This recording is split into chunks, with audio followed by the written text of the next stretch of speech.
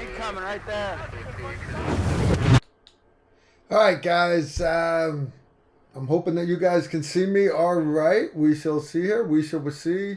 All right, welcome to Tactical Tuesday on this glorious Tuesday night here in Western Kentucky. We got great stuff going on. And hoping this puppy will change for me. All right, you guys let me know if you can see me all right. Let me know. Let me know. All right, you can. That's what I like to see. That's what I like to see. All right, so we're off to a good start. All right, so how do we start this off? You see right here, I got this USCCA label. So that's right, USCCA, that's our sponsor tonight. I like having USCCA for a sponsor. Why? Because if you're not familiar with that, United States Concealed Carry Association, all right? I got a referral link. You can look in the description under the video. And so if you want to use my affiliate link, if you're interested, you want to check them out some more. But basically, if you haven't already, if you don't already have some kind of concealed carry insurance, go check them out. Go check out USCCA. You gain the education, the training, and be prepared for what happens before, during, and then after that act of self-defense. Kind of a big deal. Again, they're not just a concealed carry insurance. They're big on education and training, just like I'm big on education and training. So they've actually got this new USCCA Protector Academy. It's a bunch of great stuff. It's online. Classes that you can take, because I understand a lot of you guys can't get out to take our classes, and there's a lot of stuff I don't consider myself a subject matter expert to cover, legal aspects, stuff like that. So go to the pros. So anyways, be that prepared protector that you need to be, and you can start that off with a good USCCA membership. Again, affiliate code underneath the video. Check it out. All right, so anyways, last Tuesday, if you guys were around, you know I wasn't in my office. We actually did it sitting in one of my Sportsman's Guide folding chairs out in front of my camper down in Palatka, Florida. We were with the Round Canopy parachuting team, and it was glorious. We had a great time.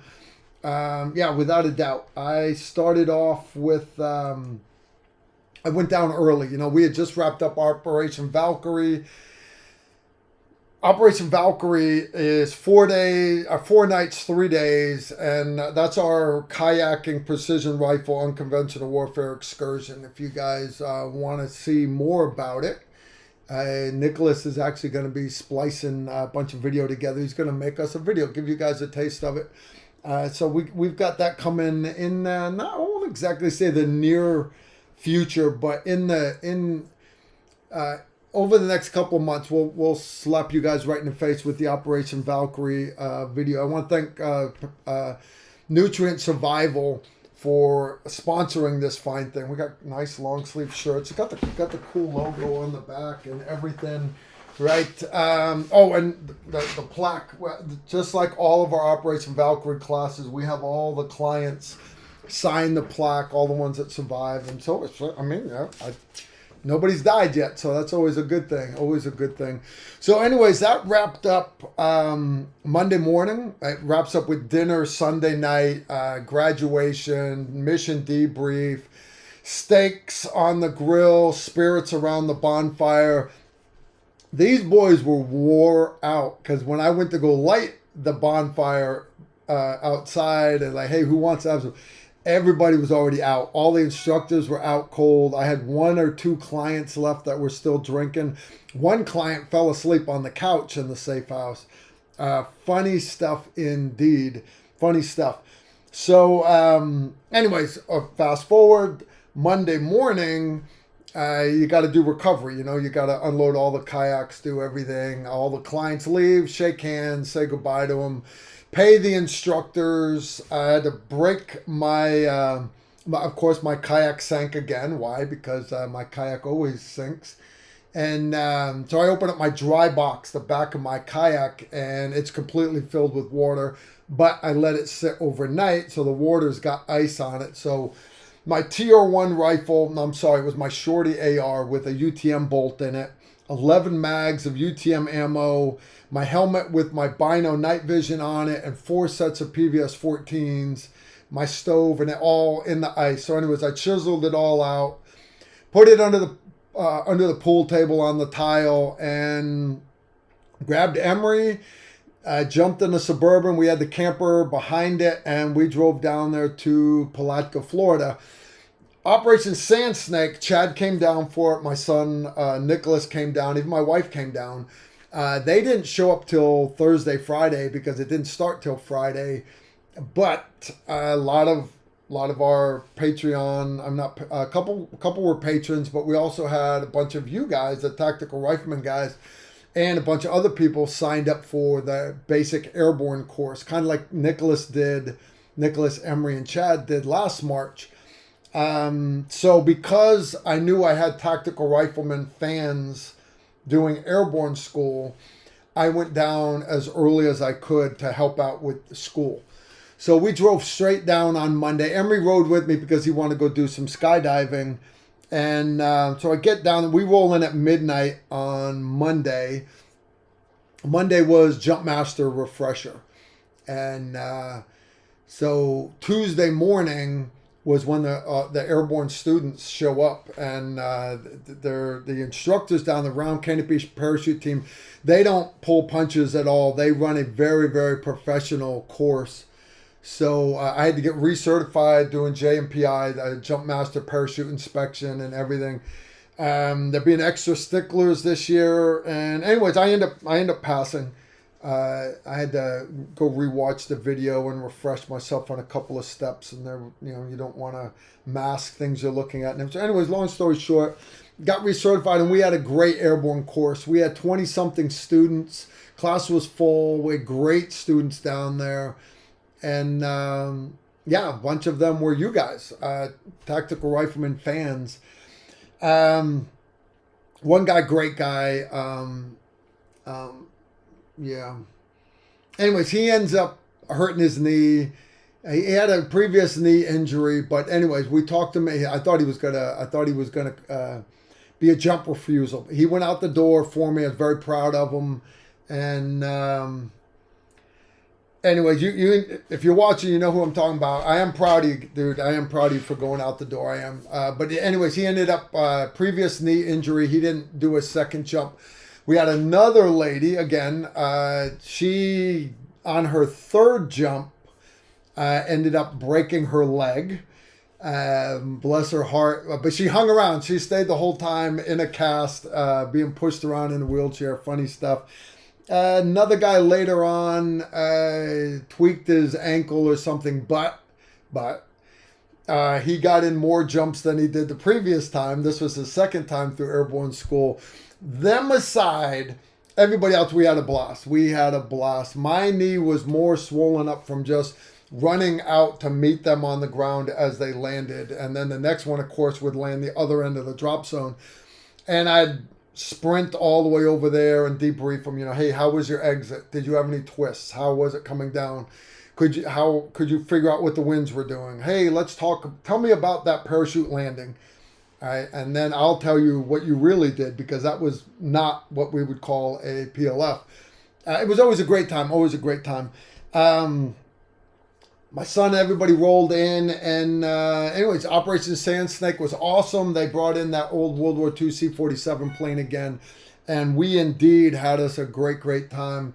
Got some good video, so after Nicholas gets done editing together the Operation Valkyrie video, we're going to do another video on Operation Sand Snake with the round canopy parachuting team.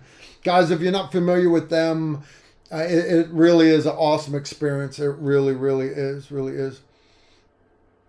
That is 4 shots. That is 4 shots of espresso. And you got to sip that stuff slow. That you do.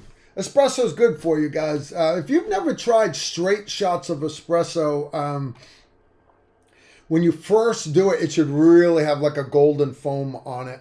And kind of hard to mess it up. This one's actually set to room temperature because I went back up and made myself a backup cup. So I've got my 4 shots of espresso, and then I made the adult cup. That one's got a little creamer in it, and I'll don't tell the wife. It's got a little cold brew Jägermeister in it too.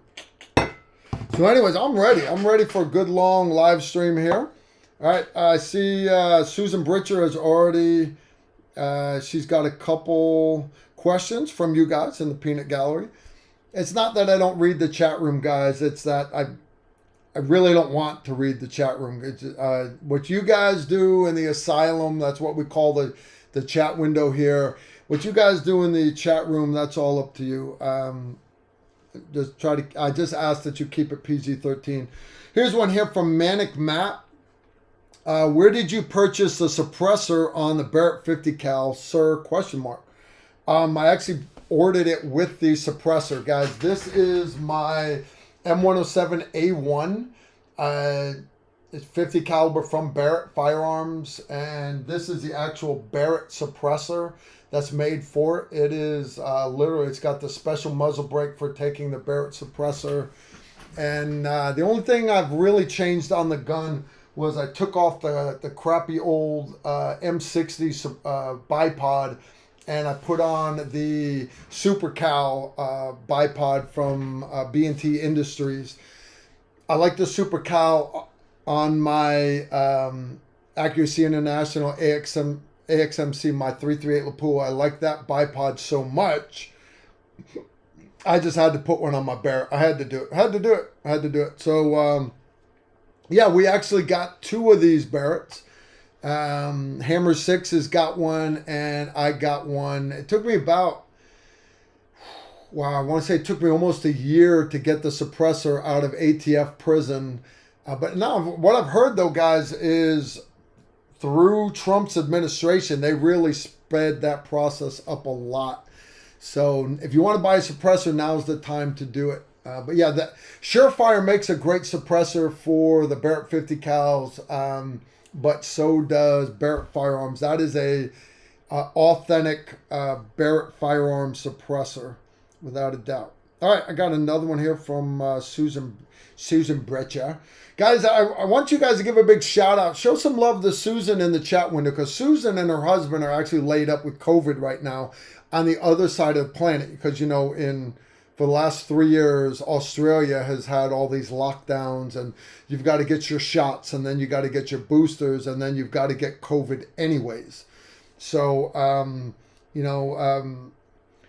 Susan and her husband actually, they've signed up for courses, and they've signed up for courses last year also, and it keeps getting pushed back and pushed back and pushed back. So hopefully, Susan, you get healed up, and hopefully Glenn gets healed up, and hopefully you two can come attend a class this year, hopefully before this summer, and then you can come back in November for the Patreon course. Anyways, next question is from Joshua Putman. Thank you, Susan, for sending me these. At Carl, is it true that paratroopers put panty liners in their crotch to pad where the straps go? And if true, do you tell the new guys before their first jump, or let them learn the hard ways? Panty liners. Dude, I got no idea what you're talking about. Honest, no. So how about no? Paratroopers do not do that. What you do is you basically make sure that your junk does not have a strap on it. And that goes for the females too. I've seen females get their labia majora stuck under a strap and pulled to the side. But no, if you put the parachute on properly, and I'll always push my we put your folded kit bag right here under your leg straps, and I always push a nice pocket down right there to give me a little extra room for the family jewels. But so that would be a big no. We don't do panty liners. I guess if you're a mangina, you can do stuff like that. Next question. Anthony B. Hi, Carl, How do you sit in your vehicle with your gun belt, specifically with your ATS med pouch in the small of your back? Honestly, it's not hard. Put the seat back a little bit, right? But the reason why it doesn't bother me is because I'm used to having so much stuff on the back of my body armor anyways. All right, so just, everybody leaves their seats reclined. All right, they really like reclined. Instead of doing that, instead of doing this line of your driver's seat, bring the chair up a little bit, all right? And then when you recline back into it, making room for that med pouch, in other words, don't have the seat as far back. Literally cant your seat up a little bit, and you'll find you can sit nice and comfortable even with the med pouch there. Seriously, it's a heart attack. It works. Safariland actually makes a mount for their holsters, the piece which allows you, the instructor, to raise and lower that holster on your holster mount for sitting in the vehicles or for adjusting different heights. We got one at SHOT Show one year. Bill Rogers, the actual Bill Rogers, was at SHOT Show, was at Safariland then, and he gave me one. He wanted me to check it out and everything. I think I gave it to Chad. I've never had a problem with my gun in the vehicle. I just don't, because the reality is, if I'm armed in a vehicle in kit, the pistol is not my primary weapon I'm going to anyways. I'm going to be getting that long gun in the fight. So I don't sweat. Now, and if I'm doing EDC, everyday carry, it's a concealed carry holster. And I don't run a holster at 4 o'clock anymore, 3 or 4 o'clock when I'm doing EDC. I just don't do it.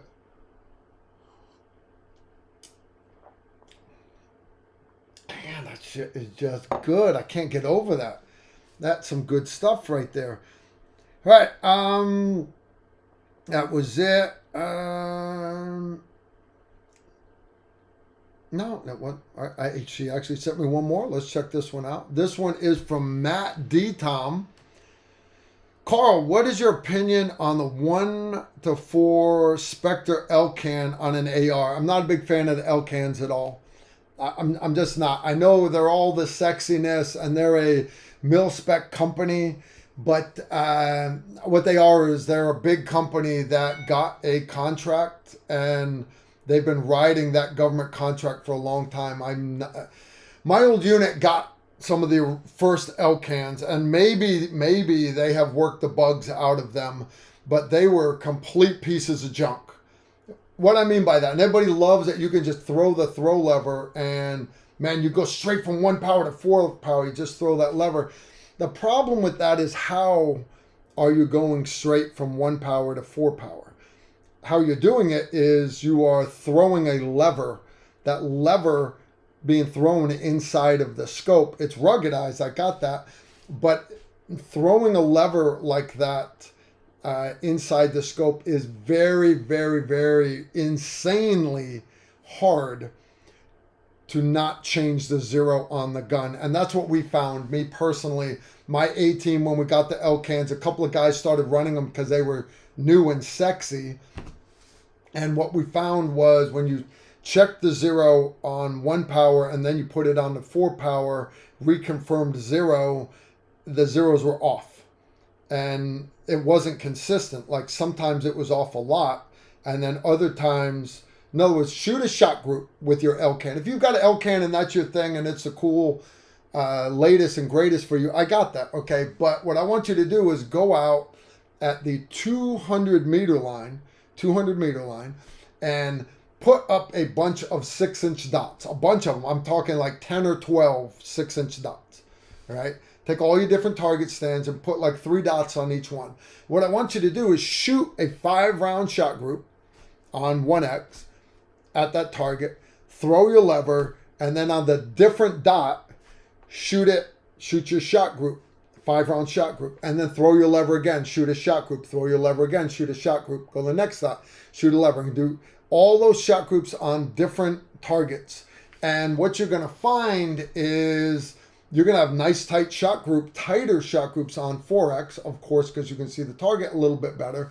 But understand, optic magnification does not make you more accurate. It does not. It does not make you more accurate.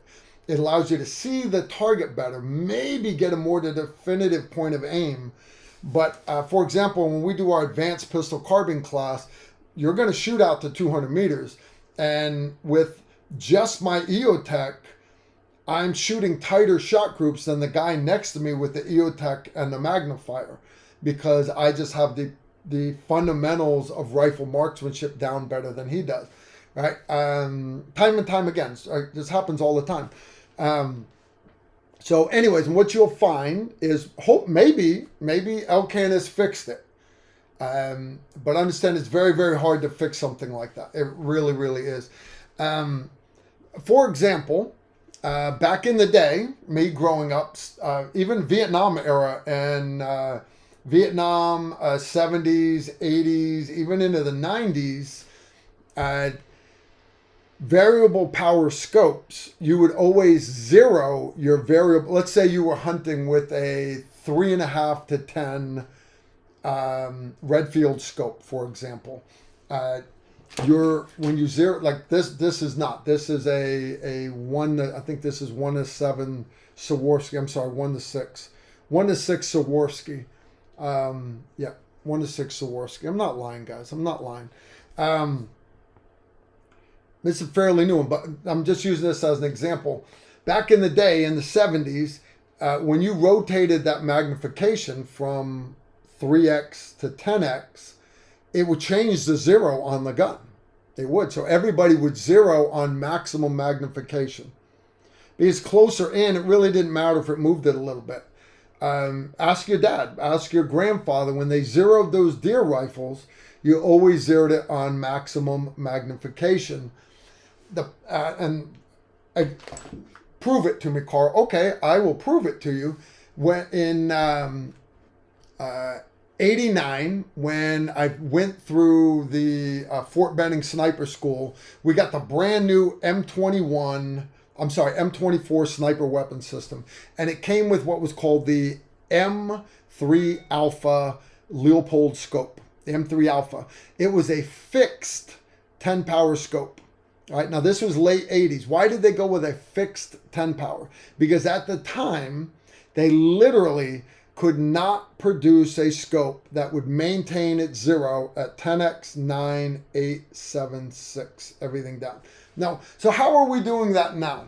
I appreciate you asking. How we're doing it now is we've got computerized CNC machines that literally work in just minutely tight tolerances. How you change magnification on this thing, for those of you that don't know, all right, is you guys see this big, thick outer tube here. When I dial magnification, all right, what it's doing is it's actually moving. There's a smaller erector tube in here that when you dial these windage and elevation knobs, they move that inner tube up, down, left, and right. All right, that's how you zero that scope. But when you change magnification, what you're doing is, this is a cam, and you are sliding a focus lens forward and backwards inside that tube. You are. Now, moving that lens forward and backwards, it's going to change the zero. It doesn't now on high value scopes because the tolerances are insanely tight. Right? And that's why I'm willing to pay extra for good glass. So how do you know? How do you know this? All right? Take your scope that you guys got, whether it's that 1 to 10 Vortex, whether it's that 1 to 8 primary arms, or the one that I love is, look, because this is their 1 to 8, right? Check out this puppy right here. Exact same scope. But look how much smaller that thing is. This thing is small and crazy light. So take your scope, whether it's, this is the Platinum series, but you can do Silver series, Gold series. You can do a Leopold. You can do a Vortex. Take your scope, whatever it is. Take that one on your deer rifle. Zero it on max magnification, 200 meters, right? And then dial it 3/4 of the way. And dial it down to 8 power. And then shoot another shot group, dial it down to 6 power. Shoot another shot group, dial it down to 4 power. Shoot another shot group, dial it down to 2 power. Shoot another shot group. Hopefully, you've got a scope that maintains that 0. Hopefully you do, because at most modern scopes, we have tightened up the tolerances, but that wasn't always the case. And to this day, it's still not the case with a lot of your lower end scopes. So if your scope says made in China, a lot of good stuff is made in China, but there's also a lot of cheap stuff made in China. If your scope says made in Ukraine or made in Russia or made in Belize or made in Honduras, understand it will hold a 0 at 1 magnification where you 0 it, but understand when you move it to other distances may be different. And that's a big deal, because a lot of people don't realize that. So take your scope, and if you got to do that long range shot, ensure you 0 it on maximum magnification. And if you've dialed it down for a wider field of view when you're looking for that deer, that elk, that hog, whatever it is, understand before you engage it, you need to put it back on the magnification that you 0'd the gun. All right. Yeah, that's just the truth of it. You can get by with cheap scopes. You can. Just understand after a while, all of a sudden it might go black. All of a sudden it might fog up on you. Because the glue, the seals have finally let go. All of a sudden your crosshairs may fall to the bottom of the scope if it actually has a wire reticle like some of the old Leopolds had. Literally. A lot of scopes die. I've had scopes die, and that doesn't make them bad scopes. They served me well, but scopes die. It's just part of it. You got to stick the pinky out, guys. Small sips when you're doing espresso. All right. Susan has sent me a couple more. All right. Let's see if I can get back here. Already did that one. Sorry if I'm not supporting you on your LCAN. Again, I'm not a big fan of LCAN. And then there's really no reason to be when there are... Why would I want something that is just 1 or just 4x when there are so many great variable power optics out there right now, like this 1-8 by Primary Arms? This thing's badass, dude. Told about... You know why I put my good mount on it? Because it's gonna be my work gun. It's going to my work gun here when I get done my 1x prism video soon. Shit, Susan. All right.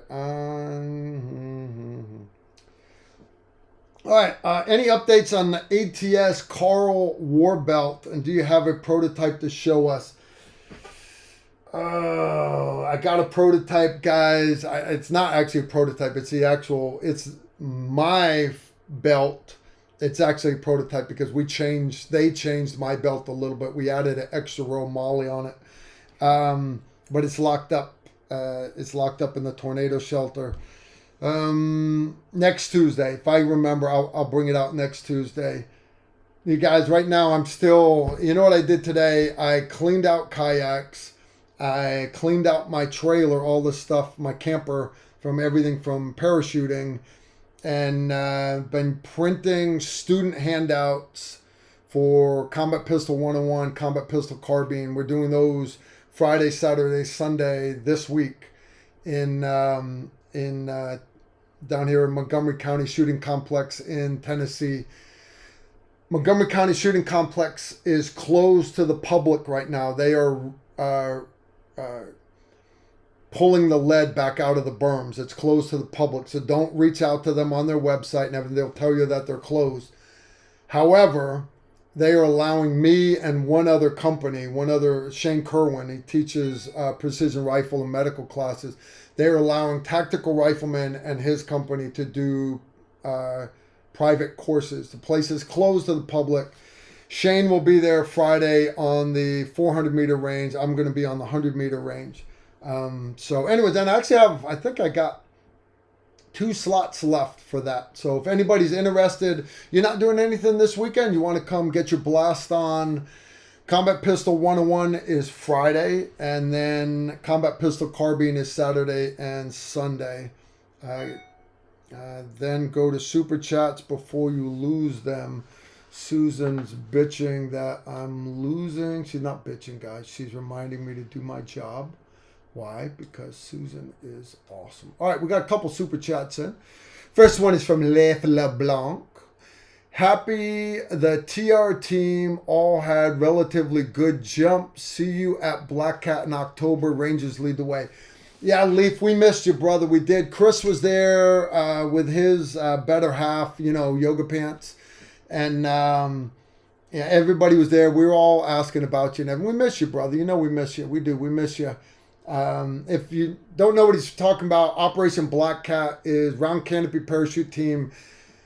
Their event in March is Operation Sand Snake, World War II themed with the World War II aircraft. The Operation Black Cat is October. That is a Vietnam theme. So they'll have helicopters for us to jump out of. Good stuff indeed. Yeah, Leaf, we're looking forward to seeing you there. We are. Next one is Andre Godley Cooper, 20 bones. Thanks to everyone, Uncle Carl. Oh, that's Andre. Andre. I called him Andre the whole time. His name's Andre. I'm not throwing you under the bus. I really enjoyed myself, and I'll be back for Operation Black Cat.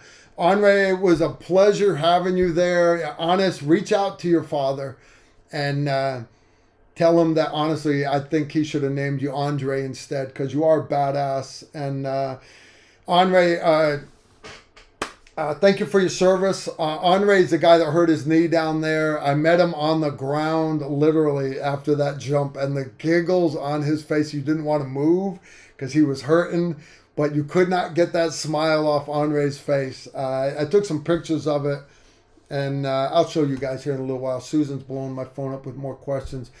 Andre, I'd love to have you back. I really will. Hopefully your knee is healed up. You need to get some of that acupuncture for it, just like me. I need to get some of that. I'm looking forward, Andre, to seeing you there. Andre was a cop for a while. No, not a cop. He was a firefighter. Yeah, I think he was a cop for a while. And a firefighter. He actually worked the pile at the World Trade Center when the World Trade Center fell. So, Andre, thank you for your service, brother. Sincerely, I mean that. Heather Flyfish is here with 20 bones. Hey, Carl. How should I long-term store prescription pills? Should I use a vacuum sealer for the pills? Honest, it depends on the humidity you've got and whether you're talking about just regular pills or whether you're talking about capsules. And then when you talk about capsules, blah, blah, blah. Long story short, more important than the moisture content for storing pills is light. Always store your medicines in a cool, dark place. Dark specifically. And it's so bad with some medications, you'll notice they come in brown bottles. And that's because they don't want those UV rays tearing up the meds. If you vacuum seal them, use Mylar bags so there's zero sunlight getting on them. All right. Don't just use your clear vacuum sealer bags, your food rights, stuff like that. Some strong stuff right there. That's from my buddy Gaio down there in Central America. He wants me to come down there and hang out. I'm like, guys, I'm not flying anywhere for a while. I'm really not. All right, Gilbert's here with 5 bones. I definitely forgot how to adjust my rig the first jump. It was a painful way down. Thanks for helping out this weekend. Gilbert, it was awesome jumping with you, man. We had a great time. We definitely had us a great time. We did indeed. I'm glad to see we've got some of you guys here tonight, including Aaron. The captain's back, 10 bones. He's one of my patrons. Hey, Carl, really enjoyed hearing you on Ryan Fruget's channel, Combat Story. I was wondering if you had any rite of passage stories like John Shrek McPhee or Mr. Goodbar. Thanks. I have no idea what rite of passage stories these guys had. When you talk rite of passage, it's kind of like... we have this thing, case of beer. First time you do something, it's a case of beer. First time you pop a riser on your parachute on landing, if you're getting drugged, if you've got to pop a riser to keep yourself from getting road rash, you can pop a riser, but that's a case of beer. The first time you do jumping out of a C5 Galaxy, it's a case of beer. First time you jump the tailgate on a C-17, it's a case of beer, right? Because everybody else on your A team has already done it, and you're the cherry. So I really don't have a lot of rite of passage things. There's we call them guardians of the tabs. There are guys that no matter what school you go to, they try to make it harder than it really needs to be. Airborne school, for example. You understand Airborne school at Fort Benning, Georgia, they make it so hard. They take all the fun out of it. Airborne school being ran by the Round Canopy Parachute team. Now, understand all these guys are jump master qualified, and they follow the U.S. Army, all the military regulations to a T. Perfect. They teach the entire Airborne school in 3 days. And they do. I'm here to tell you, I was amazed last March when I brought my son there. I learned more in their jump master refresher because I was already a certified jump master. I learned more in their refresher than I did the whole time in static line jump master or Halo jump master put together. Literally, they teach great.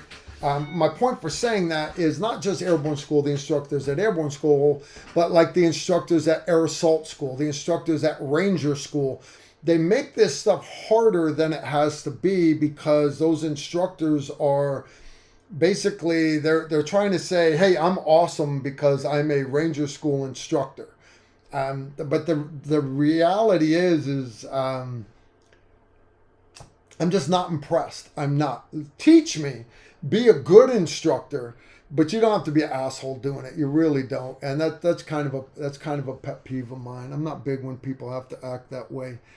I'm just not, I'm not an asshole. I'm not. I'm a nice guy until you give me a reason not to be, and then I will throw that switch so fast. But if you don't give me that reason, I'll be your best friend. JV's here, 20 bones. Keep up the work. JV, consider it done. I'm not going anywhere. Guys, we are being crushed by YouTube. We've... I think we added 200,000 subscribers last year, and we've added like 20,000 this year. Our views are down. I don't care. I'm who I am, and I can't change. So hopefully YouTube will see the method of my madness, and they'll realize I'm actually making the world a better place. I'm not doing a lot of the jackassery that these other channels are doing. But right now they hate me simply because I'm teaching people how to live in a better world. And it bugs them that I'm not towing their party line. We got Doug is here, threw down 10 bones for shits and giggles. And then Doug did it again, just said, here's 10 more. All right, dude, I'll take your money. Appreciate it. Now, guys, understand, you see these guys doing super chat. And I'm reading them, right? But understand you don't have to pay to get my attention. You'll see Susan's also blowing up my phone with questions. That's you guys. So long as you're asking a question in the chat window that legitimately is a unique question, one that we haven't answered every week, then Susan will grab it and she sends it to me on my phone. She does a great job doing it. And the poor girl's laid up with COVID right now. All right, Denver is here with 4 bones, $4.99. Do you think the Ukrainians can fend off Putin?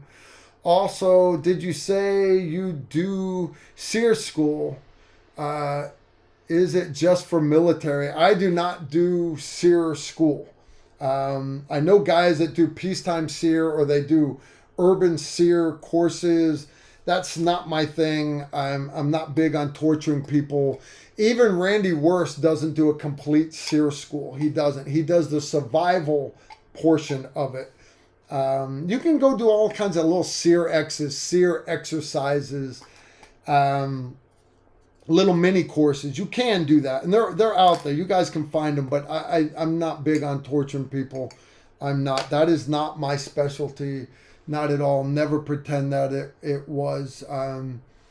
But understand, if you get taken prisoner, the whole thing about going to a military SEER school is you learn how not to give up, like the military secrets, to give up what your unit's future plans are, what your chain of command is, what kind of equipment your unit has. If you get rolled up as a civilian in Ukraine, don't get me wrong, if you're a major player in the Ukrainian underground, you're a freedom fighter, then yeah, you need to give it some thought about not giving up some information. But understand, as soon as somebody gets taken prisoner, the chain of command in your unit, whether it's your terrorist cell, your freedom fighter cell, right? One man's terrorist is another man's freedom fighter, or your military organization, they naturally assume that you're going to give up everything that you know. And that's why you compartmentalize information. Understand, they can kill you, but they're probably not going to eat you. Understand, pain is relevant. I'm not a big fan of, I saw it overseas at Abu Ghraib and these other places, psychological pain works so much better than physical pain. It just does. It just does. So that's just how it is. It's just how it is. That's good stuff right there.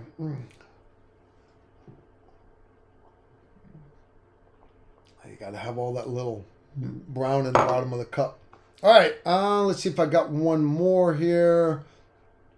All right, Susan. All right, I am caught up on Super Chat.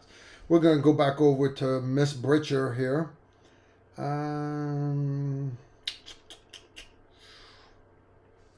right, let's see what we got. Flex Destro. Man, your mama named you weird.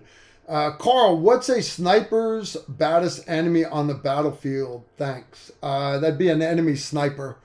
Yeah, literally. Somebody that's been trained to do counter sniper operations. I'm not a big fan of having tanks around me, friend or foe, because understand, snipers hide where the military's not. So even a friendly I almost had a friendly M1 Abrams tank shoot up my position in a cemetery in Najaf in 2004. One night, we were actually, I just got done plugging 3 guys on the steps going up the double doors at the top, and we heard the radio squawking behind us, but we weren't paying much attention. When we got on the radio, one of my guys was yelling at them, giving them check fire because they were requesting permission to engage me with an M1 Abrams tank. You understand how much a 120 smoothbore with an HE round would hurt. No, that would suck. That would suck to the third power. That suck times suck times suck. All right, the clever conquistador. Hey, Carl, what is the option when it comes to barrel length for an AR pistol? If I can't find a gas piston and can only find direct impingement when planning to suppress it later on. Best I could tell you is get one short, but not shorter than 10 inches, and get one with an adjustable gas block. All right, and here's why. The reason why when you shoot your AR direct you're right, gas impingement system, okay, your gas backs up through that gas tube into the key at the top of your bolt carrier, cycles the action, but it's cycling that action with gas that has carbon. So your gun gets dirty, part of it. When you put the suppressor on it and you pull the trigger 3-4 times, you can actually pull the magazine out of your gun and look at it, and your bullets are dirty. Why? Well, because it's putting more carbon in there. Yes, but why? It's the air. The explosion isn't any dirtier. In other words, the air inside your gas tube is not any dirtier. So where's all that extra carbon coming from? It's because there's that much extra pressure, because the gun and that gas tube is designed for certain pressure to build up and then immediately bleed off when the bullet clears that muzzle brake, the end of that crown, the end of the barrel. all the extra gas is immediately released. When you add the suppressor, that gas has longer dwell time and more of it is forced down your gas tube into your bolt carrier group and hence into your upper and lower receiver of your gun. So how do you deal with that? Whenever you have the suppressor on, dial that gas system down. If you get an adjustable gas block, and literally you can put that on any gun. It doesn't have to be a piston gun. You can put that on a DI gun just as much. If you're planning on running a suppressor, get an adjustable gas block. Yeah, literally it's that easy, guys. Literally that easy. Not that hard. I don't ask for much. All right. Blah blah blah. Wow, I'm falling way behind here. Ooh. All right, next one is from Tankball22. Hey, Susan, can you tell Carl my business class really enjoyed the interview with Carl? This is Noel, by the way.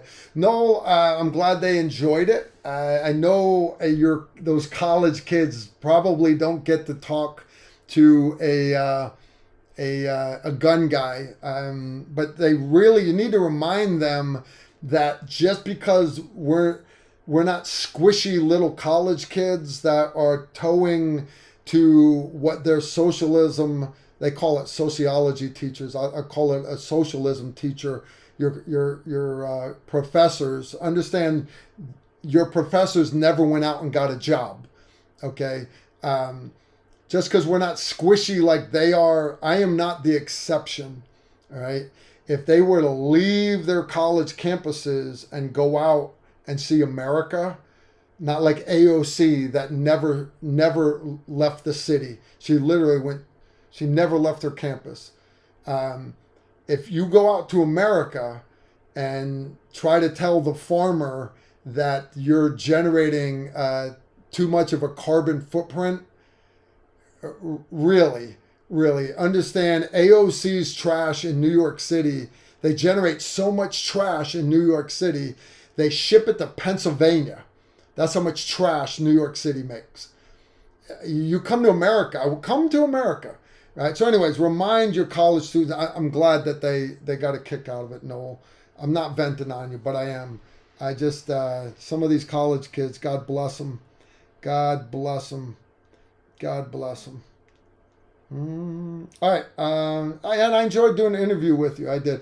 Noel is in a business class, and he asked me to do a video interview with him dealing with being basically an entrepreneur. And I do not consider myself an entrepreneur.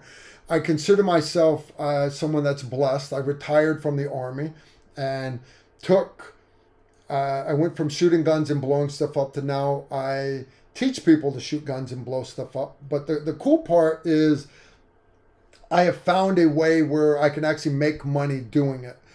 YouTube, for example, I have videos that we put up 5 years ago, and they don't get very many views. But let's say they make $1 a month. They'll always make $1 a month. Some months they might make 50 cents, but they'll always make 50 cents or 20 cents or $1 a month forever until they shut down my channel. And if you've got enough videos, it's kind of like investing. So like I told him, you've either got to have your money making money for you, or you have to have people making money for you. You're never going to work a part-time or full-time job enough to support you forever. You just can't do it. You've got to invest. I believe in investing in heavy metals, lead and brass, and I believe in investing in things that I know about. So that's just me. All right, Susan, I'm trying to get caught up here. Sorry, guys, when I pull up my phone, it immediately goes backwards. D. Steiner, hey, Carl, I took a 6-hour Stop the Bleed class last Saturday. Wanted to get a new IFAC refill. Why do I need medical clearance to get combat gauze from North American Rescue? I have no idea. No idea. But basically let them know that you just took a Stop the Bleed class. I disagree. Understand, guys, that there are some medical places that sell to like their medical supply stores and medical supply chains that you can go in and buy nursing outfits, but if you try to buy like an oxygen hose or an IV bag, they'll tell you that you can't because you're a civilian. You know, you're not a you're not a nurse, or you're not purchasing for a hospital or a clinic, and that's bullcrap. It is, but that's just the way certain people are like that. They like to corner their monotonies. I don't have to do it. I've never had North American Rescue ask me, but then again, I don't. When you guys know, my EDC med kit is, and this is one that's been cut open so I can show you guys the contents. It's vacuum sealed. This is my EDC kit. It is made by North American Rescue. You cannot order this from the North American Rescue website. It is specifically has my part number on it, and only I can order it. I order them through one of their dealers, and he has never asked me for medical certification. He just wants my money, I guess. I don't know. Doug Quain, hey Carl, I would like to get suppressor for my AR-10 308 with a 20-inch barrel. What would you suggest? I'm thinking it would probably need a adjustable gas block as well. We just covered that. Get an adjustable gas block for it for sure. Make sure, pin it. Pin your adjustable gas block. I've seen too many gas blocks loosen up, even with the red Loctite on them, guys. Pin your gas blocks. Good suppressors. Surefire makes good ones. Silencer Co. makes good. There's just lots of good suppressor companies out there, guys. Do your homework on them. Dead Air makes some great suppressors. Yeah, lots of great suppressors out there. Flintlock, hey Carl, what weapon have you found aesthetically pleasing? Not because it was meant to be, it just is aesthetically pleasing. What weapon have you found aesthetically pleasing? That would be the F-22 Raptor. I think that is a sexy looking airplane. I think it's prettier than the F-15 or the F-35. It is an air superiority aircraft, and it's just a good looking weapon. It really is. I also like the looks of the T-90 tank. Another great weapon that is very, very beautiful. I like the looks of Phil W. And Heather Flyfish. Heather's here. I don't know if Phil is. Phil W. has got a brace of musket pistols, muzzle-loaded pistols, that are actually Revolutionary War era. I find them to be very aesthetically pleasing. Those are beautiful guns. I find them to be aesthetically pleasing. Some of the old Zulu designed spears with the steel tips on them. As far as spears or missile weapons go, I find the Zulu style spear to be very aesthetically pleasing. Now, mind you, I have never killed anyone with a spear. It is on my bucket list. I've never killed anybody with a spear. Don't judge me. All right. You got to have a to-do list, guys. You really do. All right. Yeah, the F-22 is very sexy, guys. Wesley Durst. Hey, Susan. Can you ask Carl if he has any experience with vented charging handles on a suppressed rifle? Thanks. Yeah, I do. There's a couple, forgot what was the name of the first one. It was like the gas blocker charging handle and everything. And it was awesome. It was awesome. Matter of fact, give me just a second. I'm going to go grab you guys a couple common ones right now. They're actually right behind the desk. I'll be right back. All right. Because I get given parts, guys. I get given parts to test out for you guys. I'm big on this. So there's a company that's totally badass. And they make awesome stuff. They make pistol grips and other stuff, okay? But this one right here, I think, is actually...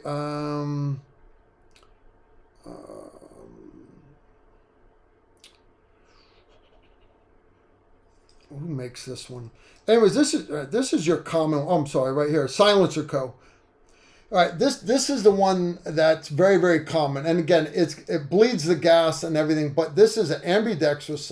No matter what side you pull, it unlocks. Very common on everybody's guns, okay?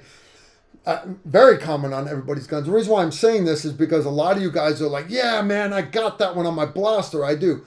All modern ARs should have charging handles that redivert the gas. There's no need for you to be getting blasted in the face, especially if you're running a can. So this one by Silencer Co. it's awesome. It's ambi. Okay, it's cool. It's ambi. The problem with it though is, I want you guys to get this. See how much this thing sticks out? Same as this one on the other side. The problem with that is this side is the side that's on my kit. This side is the side that's on the rest of the Pretty Blue Marble out there, running around on the battlefield, getting hooked on tree branches, getting hooked on the edges of the Humvee, edges of the helicopter, the front of my body armor. And what happens is you'll bump that charging handle and it literally will unlock your bolt. Bolt carrier group will move back about that much. And what happens when that happens? Your dust cover pops open. Now that means dust and dirt can get inside your gun.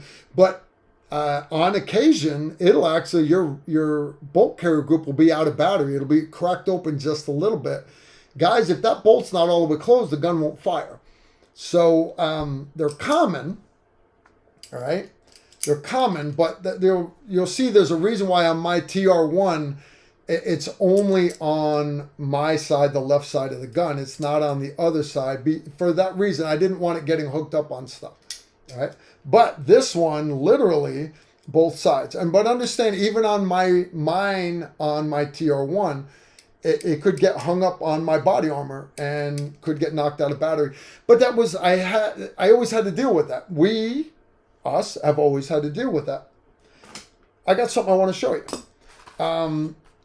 And I've got two of them here, all right? I've given one away already, and one of these is going to go in my gun after this weekend because I got a class. I haven't had a chance to play with it yet. These are new. These are new. It's called the Jackal, all right? And it's made by Dev Group. New company, right? Seals, go figure, right?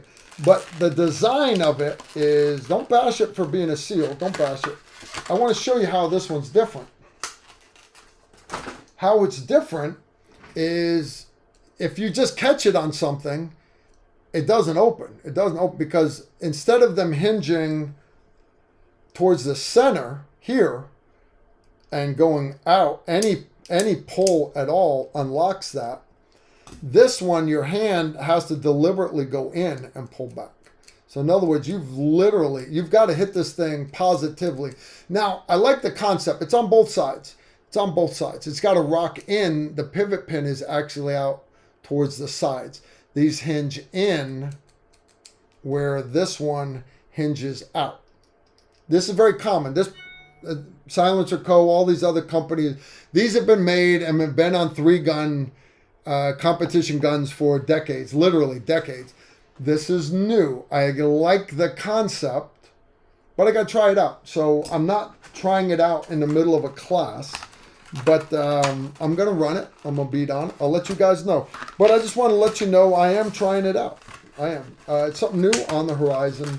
But same thing. It has the gas defeat on it also. So anyways, great stuff on the horizon, guys. I've got 40 boxes of great stuff. Let's throw that one on the floor with the rest of them.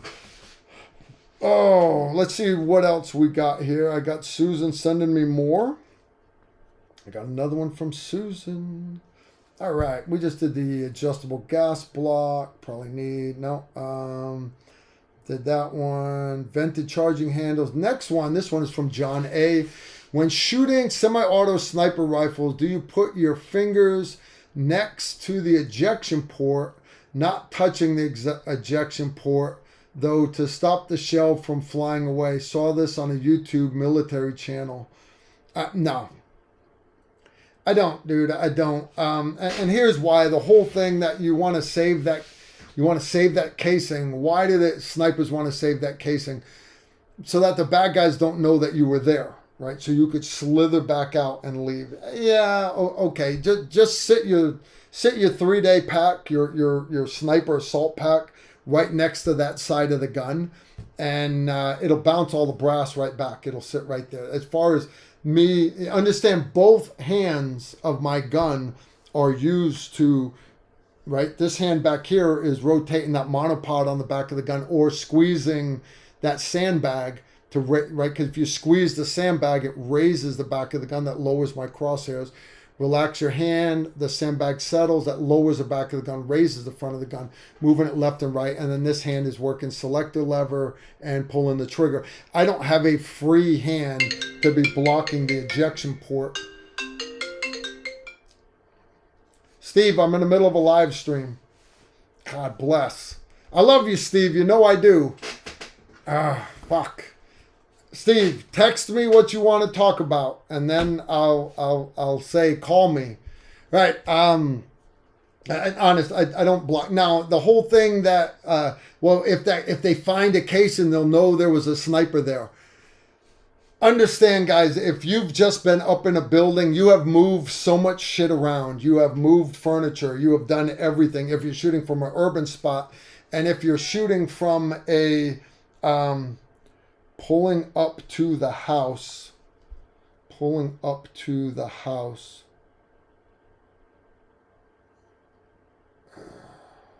Okay.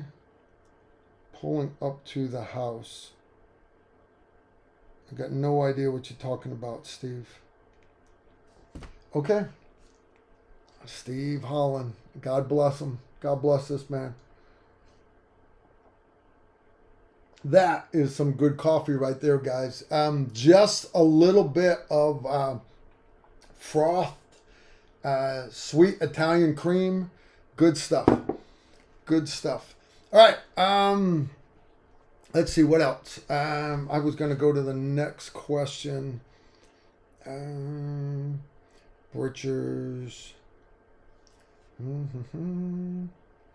Vented charging handles. Yeah, guys, don't worry about your brass. YouTube military channel. That's fine. That's fine. All right. All right. So I am caught up here. I am caught up, which is good because I got a bunch of stuff that I want to talk about today also. And let's see if I missed another one.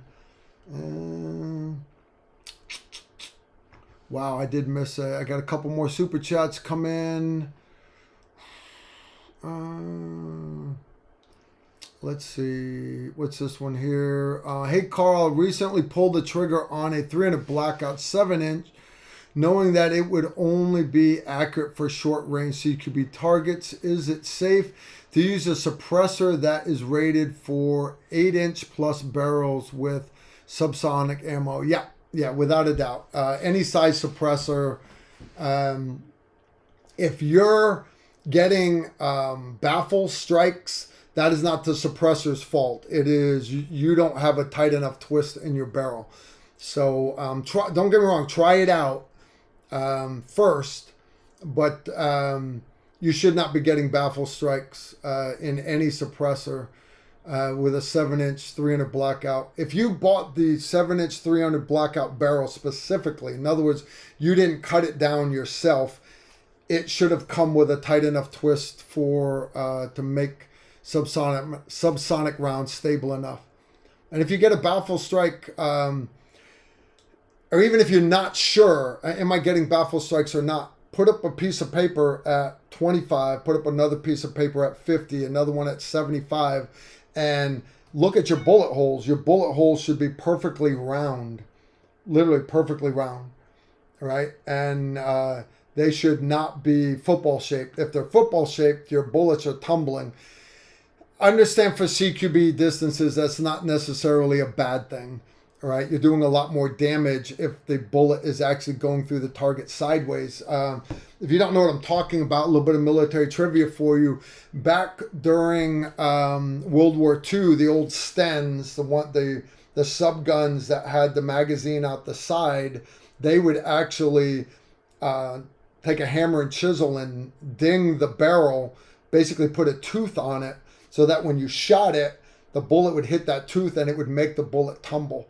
Insanely inaccurate, but when they would hit the human body up close, other end of the room, they would do much more devastating damage. I'm not telling you guys to ding your barrels. I'm telling, if you want more damage, use good frangible or expanding ammo. Don't damage your barrels, guys. For me, accuracy is always more important. You've got to be able to hit what you're shooting at. Just because they did it in World War II didn't mean that it was the best way to do things. But it is still part of our military history. All right, Malabanis? Dude, you got to mess up the name there. 5 Bones. Where is your EDC med kit available for sale? If not available, do you... Steve, what the fuck are you doing here? Holy shit. Steve Holland just walked in, guys. Grab a chair, Steve. Grab a chair. Dude, you just randomly drive the fuck up. Yeah, I did. Pull over here. Come on over here. Come visit. Come visit. Randomly drove up. Randomly. Dude, at least let me know next time. I may not even ready to... You realize last Tuesday I did from Florida. Then it wouldn't be random. It wouldn't be cool chill. Guys, Steve motherfucking Holland. Where's my med kit available? Only through me. If you are interested in my med kits, go to tacticalrifleman1@gmail.com. Send me email. And I will send you back prices and stuff. I don't sell these things on my website, guys. What I do is I sell them at medical classes. I sell them at the Patreon class.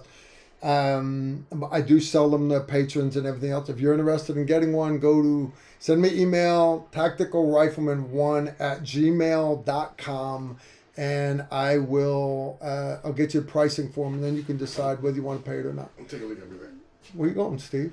I'm going to take a leak, man. I've been driving. We're going to take a leak. All right, guys. Steve, we appreciate you visiting.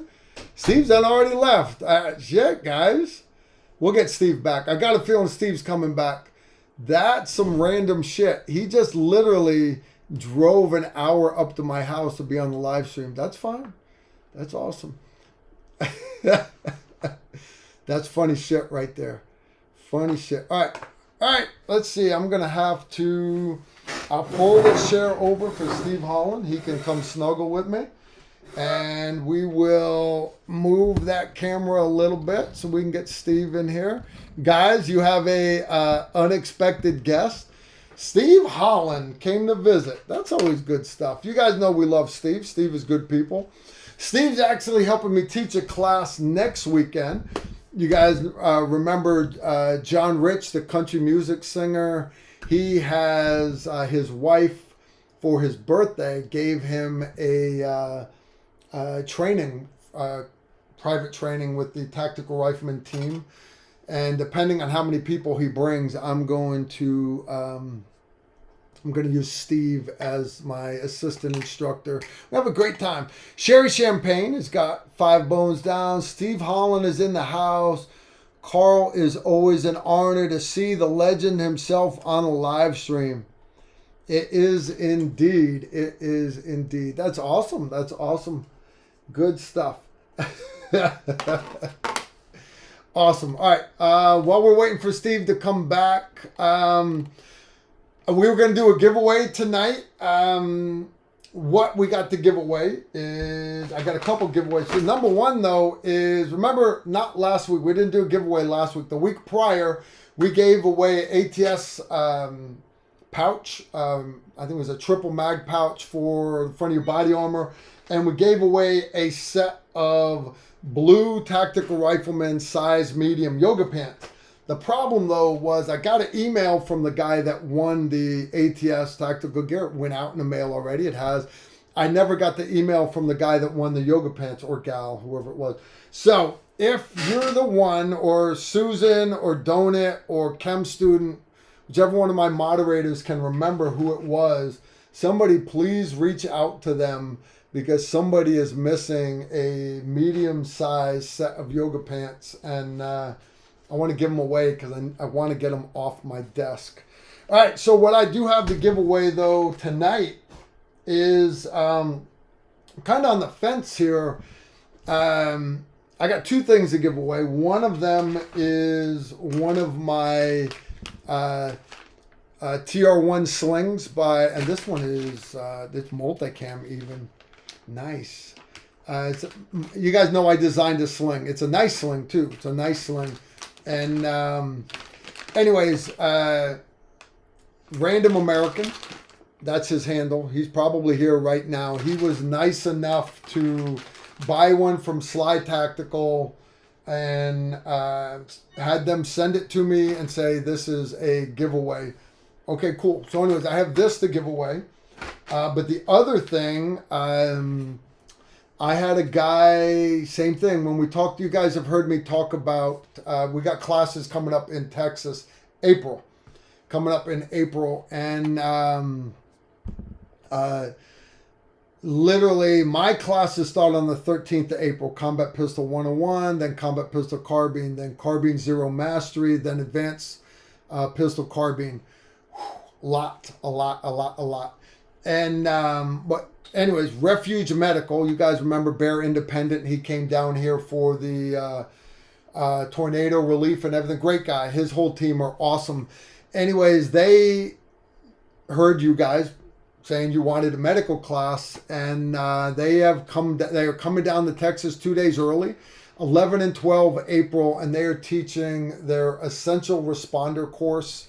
It's a 2-day long course. It's an awesome course. And if you're interested in taking the slot, you go to refugetraining.com, use code TR10, saves you 10%. You guys heard me say that 2 weeks ago and the week before that. Come on, come visit, Steve. You're already getting comments here. Always getting comments. They're excited to have you here, dude. They're excited to have you. I'm excited to have you. Got Steve Holland. Dude, my phone dinged. I was like, who is pulling up? I get notifications on my phone when somebody drives by the license plate reader. And I'm like, who is driving on my road this time of night? Maybe it's my son coming back from the gym already, but he shouldn't be back yet. You got me on camera. I don't want to be on camera. So anyways. Where's the camera? One of you guys, I'm not going to throw his name out there, he decided to give you guys he bought a slot and didn't tell them that he put my name. So they immediately gave a refund saying, Carl, you can have a free slot if you want to attend the class. It's not from me. He bought it from me to give away to one of you guys. So anyways, if you guys want to attend this class, it's Refuge Medical's Essential Responder course. It is 11 and 12 April at Tiger Valley in Texas, right outside of Waco. We're going to be down there teaching 6 days. This is 2 days before that. Texas. Texas. We are going to be, we're going to give away one of those two tonight. Matter of fact, in the chat window, you guys decide what you want me to give away tonight. Do you want the TR1 sling or do you want the medical class? You guys decide. Susan, you decide which one it's going to be. Steve, how are you doing, brother? Good, brother. How are you doing? Good. Did you get to talk to Mr. Rich? No, I didn't. You did not? Didn't bug him yet? How about tomorrow? No. You can bug him tomorrow? No? Maybe? I can bug him right now. Don't bug the guy in the middle of my live stream. Don't. I'm sure he has shit going on. And don't be eyeing my coffee either. My coffee. What you drinking? Drinking water? Dude, I got some cold brew Jägermeister. This is what I'm putting in my coffee tonight, guys. It's good stuff. Not in your... Steve don't like that stuff. Not my thing. I thought my thing was tequila until like 3 days ago. So, yeah, you guys know... me and Steve are both big tequila fans. Here, Steve, slide in, man. Slide in. I'll slide over. You got one. It's your live stream. Go ahead. Me and Steve are big fans of tequila. I'm not a margarita guy. I'll drink a margarita. I like strawberry margaritas. I like mango margarita. I like margarita. But I love me some tequila. Love me tequila. Cool part about tequila is if you drink enough of it, no hangover the next morning. It's so cool. But that's because you're still drunk. Nothing wrong with that. Nothing wrong with that. But I don't do tequila that often. But you guys know I love tequila. Steve loves tequila. He figured it out the other night, though. What do you like? Addie's Valorosa. Addie, you guys have actually seen Addie. That's my brother-in-law's better half. Addie is the blonde girl that pepper sprayed Emery in that video where we had Emery get pepper sprayed and then have to do the shooting drills. That's Addie. Addie is a great person, a great Christian girl. She's awesome. She also makes wine here on the hill. Me and Aunt Helen, we make wine. And that's kind of me and my Aunt Helen's thing. Well, Addie and my brother-in-law, Denny, they decided they wanted to start making wine. Well, they like Woodford's Reserve Kentucky bourbon. And I mean, they like it a lot. Like you and I like tequila. They like Woodford's Reserve. So me and Helen had a bottle of wine one night that was bourbon barrel wine. When they make bourbon barrel wine, you've got to let wine sit for a while. So they let it, instead of just putting it in virgin casks, they put it in barrels that used to store bourbon. So no bourbon in it, but there's a little bit in the wood. And it leaches out of the woods, give a slight bourbon taste. And we had a bottle of it, and it's good. I like bourbon barrel wine. Well, Addie, because Addie's brilliant. This woman is brilliant. She said, well, if you like the slight taste of bourbon in your wine, why not put a bunch of bourbon? So when you make wine, those of you that don't do amateur wine making like we do here on our hill, basically we got these big glass bottles. You make about 6 gallons of wine at a pop. And you got a bunch of your little glass bottles, 6-gallon bottles and stuff, carboils and everything else. Well, she takes her 6-gallon glass bottle and pours a whole fifth of Woodford's Reserve in it. So you get about 24 to 28 bottles of wine from a 6-gallon jug. So in 24 bottles of wine, there's 1/24 of a whole fifth of Woodford's Reserve. And it's good stuff. It'll give you the giggles. It will. So now, just to be straight with everybody on tequila. About 5, 6, 7 years ago, I was a legitimate Woodford's Reserve Gentleman Jack connoisseur. I got to get the USCCA emblem off your melon, dude. I do. I got to get it off. On one of my travels, I was at a bar with Delightful Entertainment. Delightful Entertainment. I like Delightful Entertainment. Translated, there were strippers. There were strippers. I appreciate God's work. I really do. They were strippers. And I admire it. So a friend of mine asked me what I was drinking. I said, Gentleman Jack and Coke, splash of Coke. Yeah. He said, you should try tequila. I said, no, I don't try the tequila because all my tequila drinking came from my days in the 82nd Airborne, where when you were a young private, you go to the Class 6 store and they had these different bottles of liquors or spirits, as they call it. Spirits. That it could be vodka, gin, rum, tequila. It's a half-gallon bottle. Back then, it cost about $3.50. So imagine what you get in a bottle of rum or vodka for $3.50. Yeah, absolutely. For crap. a half gallon. Yeah. So many nights on the barrack stairs, we'd be doing. Of course, everybody wants to drink. Especially white guys. You're basically drinking when alcohol. White guys start drinking, they want to drink tequila. Yeah. Hey, tequila. So waking up at 4:30, 5 o'clock in the morning on the barrack stairs, and PT is in about 30 minutes. Yeah. The part for the course. Yeah, you were a good private like I was. So during this trip, the person explained to me that tequila, unlike other liquors, is made from only one plant, the agave plant. Yep. and it's better for you, and it's the only one that's not a depressant, only liquor that's not a depressant. I said, wait a minute. So I had to Google it. I sat there and Google it. I said, you're absolutely right. He said, you don't like tequila because you used to have the bad stuff. So, as in Las Vegas, Coyote Ugly. Coyote Ugly. Some bad stuff. That was my first SHOT Show, Steve. That was so wow, dude. That was 2002. I had just got back. I had just got back from Afghanistan, initial invasion of Afghanistan, and Steve, and we had Don Alexander with his wife, Ronnie Barrett's daughter, and yeah, Coyote Ugly. Who's that knife maker? Bussy. Shh, don't say his name there. Don't get him in trouble. You remember what his wife and... Well, his wife is with him. How can he get in trouble? Well, because his wife... Stop talking then. Stop talking. Stop talking. We're not going to say it on the World Wide Web. I was introduced to the better type of tequila. At the time, this person was a Don Julio drinker. Okay. So it was Don Julio, a shot of Don Julio with a pineapple back, as we enjoy God's gift to men, the entertainment. And after Googling and understanding that tequila is not a depressant like the rest of the liquors, and it's only made from one plant, not like, I used to like gin too, and it's made from like, 3,000 different botanicals. I became a tequila drinker because once I realized that the stuff that I drank in the 82nd Airborne at $3.50 for a half gallon was not proper tequila, so I became a Don Julio drinker. And from that point on, I have been a tequila aficionado. You can appreciate good tequila, Steve. So what's your favorite tequila? Because I'll be honest with you. I'm a Patron kind of guy. Wow, Carl. Patron. Woo! Patron.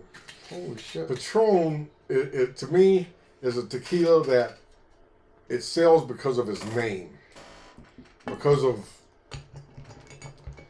Right now, half of my viewers are like telling Steve to wash his mouth out. From the celebrities, and everybody's like, oh, we got Patron, and everybody's like, oh, this must be cool. But Patron, Don Julio, oh my gosh, whole nother category. Now, I also found one that I really enjoy. I don't care that much for añejos. I like reposados. But this one is called Tres Generations. It's in Spanish, Mexican, it's like Tres Generaciones. Beautiful bottle. 3 generations. Is that what it is? Yeah. Look, you're so smart. I want to be like you when I grow up. I do. I want to be like you when I grow up. But it is one of the better tequilas. Now, I've tried many different tequilas. I can't say I really found an absolute favorite. Yeah. But normally, if I have the option and I have the coin, I go with Don Julio. But the other night, though, you were just blown away by Addie's wine. You thought that was awesome. Yes, I was. I'm in the middle of... Tuesday? Sunday, 2 nights ago. Yeah. So Sunday, Carl and I were talking, and I decided that my body needed a tequila break. Yep. So I looked at everything I had. I didn't want to go with the gins and the rums, which are pretty nice collection that I have, and the bourbons and the Gentleman Jack and everything else. And I saw this bottle of wine, and I thought my daughter had it. So I said, "Oh, my daughter had a bottle of wine because she's a wine drinker." Yeah. And it was sitting there, and I said, "Man, I really don't want any wine." But I picked it up and I looked at it. I said, "Addie's Valorosa, Addie's." I said, "Oh, Carl gave me this." Yeah. So I had to look around for a corkscrew. Took me a while. I popped it open. I took a sip, and it was right about that hour of the day when the smoking lamp is lit, and it's tequila time. Yeah. I said, I'm going to take a hit of this, and I'll go to tequila. Took a hit of Addie's. That Woodford's Reserve. I broke out my little glass that says, "I'm your Huckleberry," with a bullet on the side. When I use ice in drinks, I don't use like little bits of ice like people do. It's like big putting water. Yeah. Big chunk. I got my ice tray either has the big balls or the big squares. I dropped it in, I put some Addis on top of that, and I went outside, did a couple of things, came back, took another sip, went outside, came back, took another sip. I said, you know what? I'm not going to drink all of this. So I said, I'm going to limit myself to a half bottle. And I told you this. Yep. I said, limit myself to How'd a half that work bottle. out for you? That's like eating 3 Pringles.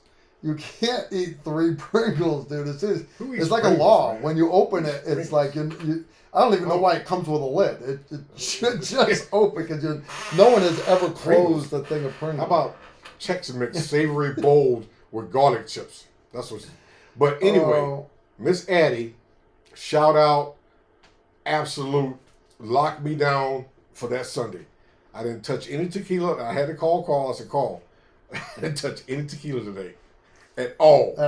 And I was proud of Steve. That was a big deal. It was. On a Sunday? Yeah. I mean, it was. Yeah. Of course, this was after Brian and I were shooting. We were shooting Colt AR, I don't know what they call it, 22 real sub caliber. Hey guys, Chad Mormon said we're not allowed to do the giveaway until there's 450 likes. So we're not doing the giveaway for a while.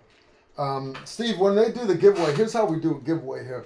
Is they put in the chat window, which is right here, they've got to write something there. And you get to pick what it is they have to write in there. So if you want to put like, Susan is awesome, then they only get entered if they say Susan is awesome. Or you could put shame on you. Or you could put minigun. I don't know how you spell Guys, that was my first live stream. I didn't realize that this is a live stream stayed on the internet forever. Forever. So disregard anything I said or did, and I'm so glad that the guys grabbed me before I did the female imitation on the minigun. That would have been okay. Right. So I have to pick something. You can pick. While he's deciding, I got a couple more that came in. Give it some thought, Steve. You got time. You got time. No rush. Focus, Mister. All right, sling, and the phrase is, they say, they've already decided. It's shame on you. All right. Chad's got to be out there somewhere. All right, the phrase is shame on you. And we're going to give away the Sly Tactical TR1 sling, which is badass, by the way, is what I run on my gun. Go figure. All right. It's already set, Wally. Said Susan. She called me a Wally. That's kind of rude. Susan, at least I'm not some Sheila laid up with COVID in Australia right now. Susan, she's watching right now? She's watching right now. Susan, Aussie. I'm a big Rob Bobby Knuckles fan. Saw you lost the fight.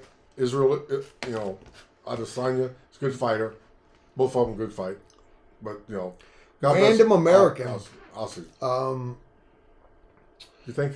He's the one that gave away the sling, by the way. So, yeah, it is shame on you.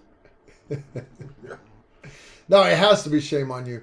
And then Phil W. threw down 20 bones. Steve, thanks for stopping by. Please consider being a more frequent guest. Kind of get tired of hearing Carl talk all the time. Amen to that. Dude. Hey, fist bump to you. Fist bump. So do I. Dude, I love having Steve. So do I. And I'm just glad I was here. Interesting point. We were here at Carl's shooting. Was it last Sunday? Sunday before last? A couple and ago. Yep. The second show that I was on, we were here, and we did the display on the SPRs. Yep. And I had the one SPR that had the rifle stock versus a pistol grip stock, which I'm a big fan. I've never seen that before. I'm not going to go into the whole Mark 12 program, but for some reason, when that rifle was on display and Carl was having me describe it, he, for some reason, thought because it had a straight rifle stock that it was a AR upper with a bolt gun type action, a bolt action. So we were shooting Sunday before last Sunday. So I said, Carl, you got to shoot this. You got to shoot this. He was like, I said, okay, Carl, shoot it. So we loaded up to 6.8 ammo. Just happened to be Silver State Armory, which, shame on them. But, and as Carl was getting ready to shoot, this is an 18-inch SPR type upper. It's actually an LMT, Carl Lewis LMT. They make great products. And it had a Noveski Flaming Pig on it. And Carl got ready to shoot. And as he got ready to shoot and settled in, he started reaching around. I said, what is Carl doing? He's trying to close the bolt, maybe, but the bolt, is on the bolt is on the left side. So what is he doing on the right side? And he kept reaching around. I said, Carl, what are you doing? He said, I'm reaching for muscle memory from my M24. And for some reason, he thought that this SPR upper, which was part of the original SPR program, for the guys in 5th Group, the snipers that don't like ARs, pistol grips, they can still have something similar to their similar M24. To the M24 that they went to school on. And when Carl kept reaching around, I said, what is Carl doing? he goes, I said, Carl, what are you doing? He said, I'm looking for the bolt. I said, Carl, that's the gun we had in the show. It's a semi-auto. And once it clicked, and he started shooting still. 6.8 too. I saw something I rarely see from Mr. Kinetic Energy. I saw a smile come across his face. It was fun. That is rarely seen when someone is shooting as much as he shoots. And he turned and looked at me. I wish I'd had the video going. He goes, oh, by the way, I like it. I said, you like it? I like it. He goes, I like it. So when you said Aussie, she sent back oi. That's from Susan. I actually sang "Tie My Kangaroo Down" on a Zoom live stream once. I think it was, or maybe it was one of these. It was 100 years. We had like is that what they say when you say Aussie? Oi. Yeah, I didn't know that. The only time I've ever heard that was when I was in like that place where I say you have this entertainment and you and your strippers again. Head down, that's all right, dude. Head down, up, shut up, oi. So that's the only time I've ever heard oi. What kind? You gotta understand, guys. Steve does the strippers with like the midgets and stuff, and the Velcro and all that weird shit. I'm not into all that weird stuff. I just appreciate curves on his midget strippers. I appreciate nature's work. Susan has sent us another one. Prodigy Productions. In regards to my question, though, should I begin learning handgun fundamentals, or does it not really matter whether I start learning marksmanship with a handgun or a rifle? Actually, and Steve will back me up on this, when you learn the fundamentals of marksmanship, you should always start with a rifle, all right? Because stance, support. I disagree. Yeah, the fundamentals of marksmanship. If you Google them, they're going to list them out, and as they list them, it's literally going to list them for a rifle. The handgun is a sidearm. It is a backup. Yeah, but you should start with a rifle first. Learn the fundamentals of rifle marksmanship, but understand they're all the same. The reason why we focus with a pistol, all right, and again, from my Google moderator out there, if you've come back down from your mom's kitchen, getting that extra plate of Hot Pockets there, this is not a real gun. This is just a slide. It's actually got the new 509 that's got the Vulcan reticle in it, enclosed, totally badass. Is that a Holland? Yep. The reason why we do pistol, right, is because, not pointing at Steve, all the fundamentals of pistol marksmanship apply to rifle marksmanship. And same thing with shotgun. So if you can master a pistol where you have a narrow sight radius, the further the sights are apart, the easier it is for you to align them. So if you can master a pistol... So you were just going opposite of what you said earlier. Learn them first on rifle. So, for example, if you're going to take a new 7-year-old out to teach them how to learn firearm safety and teach them the fundamentals of marksmanship, it's a no-brainer. You want to start them off on a small rifle. Start them off with iron sights. I agree. Start them off with that. Okay? You don't start a 7-year-old off with a Browning Buckmark 22 with a red dot and a suppressor. Though I did buy my daughter one when she was 12. It's got purple grips, suppressed, red dot.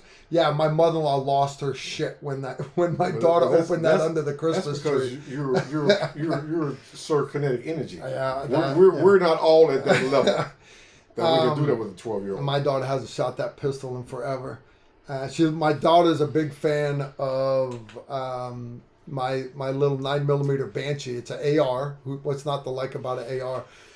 But yeah, start with rifle first. But once you've mastered a rifle, then go to a handgun. Once you are familiar with a handgun, we practice more with a handgun, because if you can shoot a handgun, shooting a carbine is so much easier.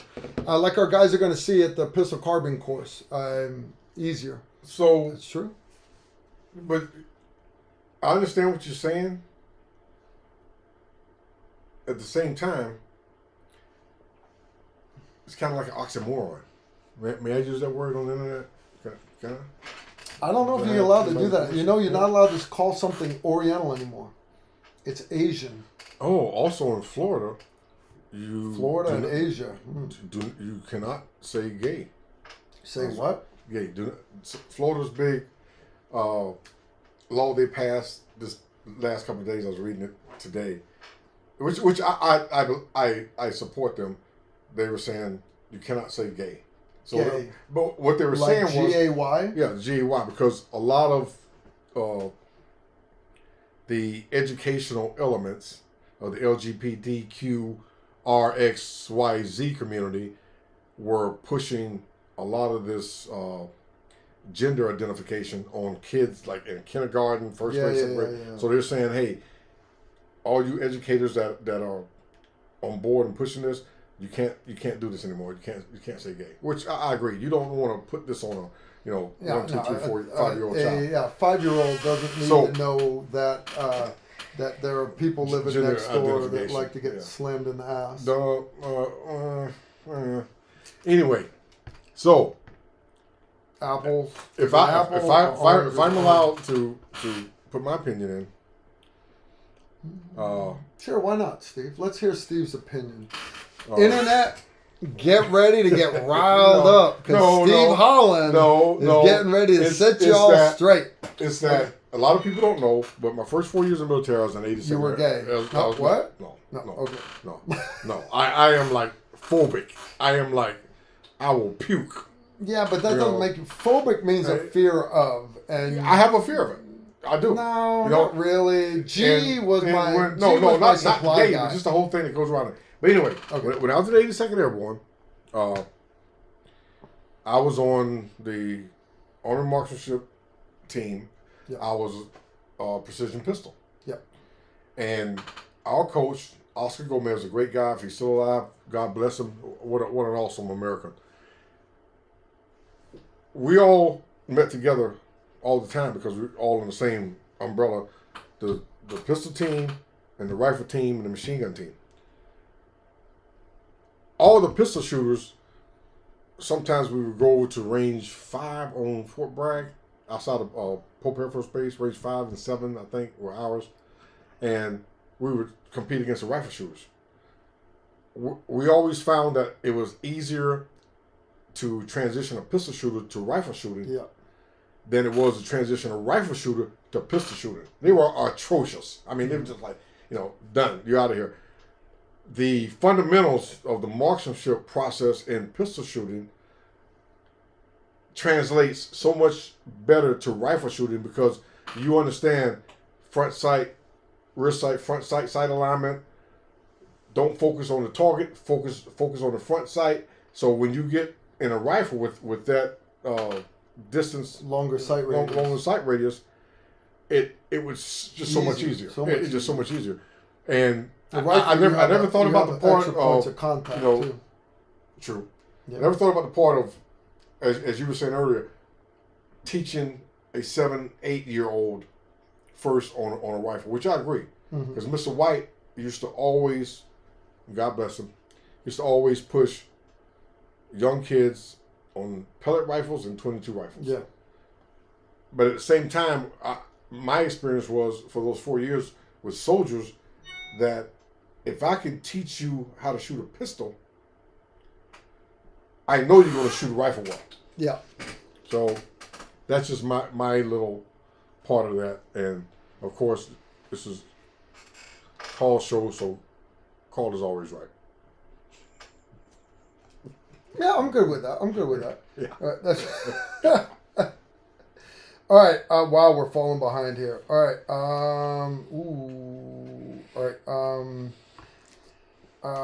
Scott Snadach, do you like and use a pressure pad for your light? I prefer not, as too much interference, but wanted to know your preference. So I use a pressure pad on my light. Not on my pistol light, because where that light switch is, the ambidextrous switch on my right here, my Surefire, is that pressure switch is right where either hand can get to it. They do make a pressure switch that goes down to the grip. I don't like that, because if you've got a good pistol grip, it automatically turns on. I don't like that. Now, on a rifle, however, the reason why I run a pressure switch is because I'm very big on shooting left-handed, but also being able to shoot right-handed. And if you set your light up so that you can key it with your thumb, for example, on the right side of your gun, or the left side of your gun rather, so you hit it with your support hand, you can't reach it when you're shooting left-handed. So on a rifle, I run a pressure pad that activates my white light, but then I use a 2-position Surefire pressure pad. One of them activates the Surefire Scout Vampire, which I can run IR or white light, and then the other button activates my D-ball, my IR laser, my IR illuminator. Excellent question. All right. Aussie. Quickly Down Under. Quigley Down Under. They never said Aussie in that whole movie, dude. No, they didn't. But I was still thinking about that, because the other day when we were shooting your drills, where we go back, 25 yards and 30 yards? Yeah. Then 40 yards? When we do, you're talking about when we do Final Five. Right. And yep. I took Jamie Gapp's Glock. Yep. And where were we at? 50 yards, 60 50, yards? 50, yeah. And I shot and hit the target. Mm-hmm. And what did I say to everybody? Like Quigley Down Under. I didn't say I couldn't use a pistol. I said I didn't have any use for one. I didn't have much use for it. Much use for one. Much use for it. Can you share your pace plan for water? I was looking for an AWG as part of it, but can't find one not designed for commercial high volume at tens of thousands of gallons. Pace plan for water. Guys, if you don't know what PACE stands for, it's Primary Alternate Contingency Emergency. Primary is city water. I'm here, even though I'm rural, I'm in a rural area, I'm actually outside of city limits. We are on city water here. We're not on city sewage. We're on city water. All right. You should have a well on your property if you've got terrain that has subterranean water like we do here. I also got 49,000 gallons in a swimming pool in my backyard. All right. And then just water jugs. The big thing is you don't even have to fill containers, okay? But have the containers standing by. And what I mean by that is water collection. You can go to Iceland, for example, and a lot of towns in Iceland, all of the gutters on their buildings, of every house, the gutters, they do rain collection. And it all collects all the water off their roofs. Every raindrop that hits their roof runs down. It's piped into a water thing, and it has a water pump on it. It's got a filter, automatic chlorinates it, and that's where they get their drinking water from. You can set up the exact same thing at your house, literally, but you don't have. My point is, you don't have to have it set up all the time. What do I mean by that? What I mean by that is over on the side of the shed, even though I've got gutter systems on my house that runs the water away from my foundation. You don't want to get leaks in your foundation, right? But I can easily reroute certain gutters. I've already purchased the piping, flexible hosing, to hook onto the gutters and to run that water into water tanks. You get the big commercial agricultural tanks that they use for like pesticides and stuff, but you buy them brand new. Well, they're virgin. They've never had anything in them. They're great for a water collection. You can do water barrels, stuff like that. I live in a rural area that's got farm equipment and farm stores everywhere. So buying a big water tank like that's dirt cheap. We've got a couple laying around here that are empty.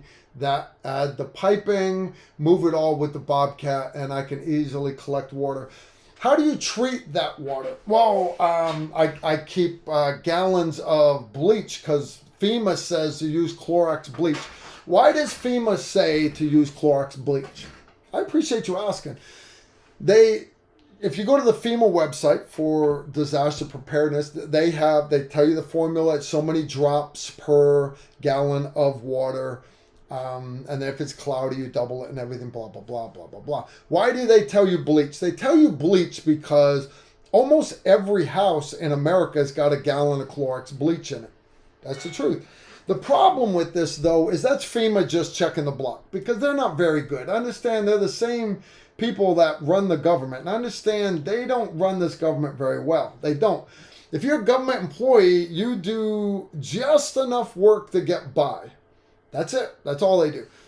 So, again, everybody at home has got gallons of bleach. The problem with bleach is, one, if you have any of the bleaches that have like perfumes and scents in them, you can't treat water with it because a lot of those scents and perfumes are poisonous. But bleach is only good for so many months, and then it loses that value.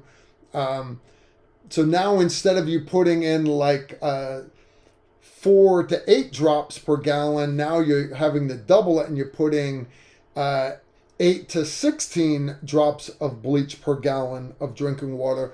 And guys, if you've ever put 4 drops of Clorox bleach into a gallon of water, you know it tastes like pool water. Nobody's going to want to drink that. They're not. Yes, you can cook with it. Yeah, blah, blah, blah, blah, blah, blah. But it's a pain in the ass. It is. It really is a pain in the ass. Better way to do it, because remember, bleach just doesn't last. It doesn't last. So what do you do, Carl? What do you do? Get bags of the potassium chloride, whatever the pool shock is. I don't even remember. It's off the tip of my tongue right now. I got like 4 boxes of the little bags. They're bags of pool shock. Now, get the pool shock that is the pure stuff. Sodium chloride, whatever it is.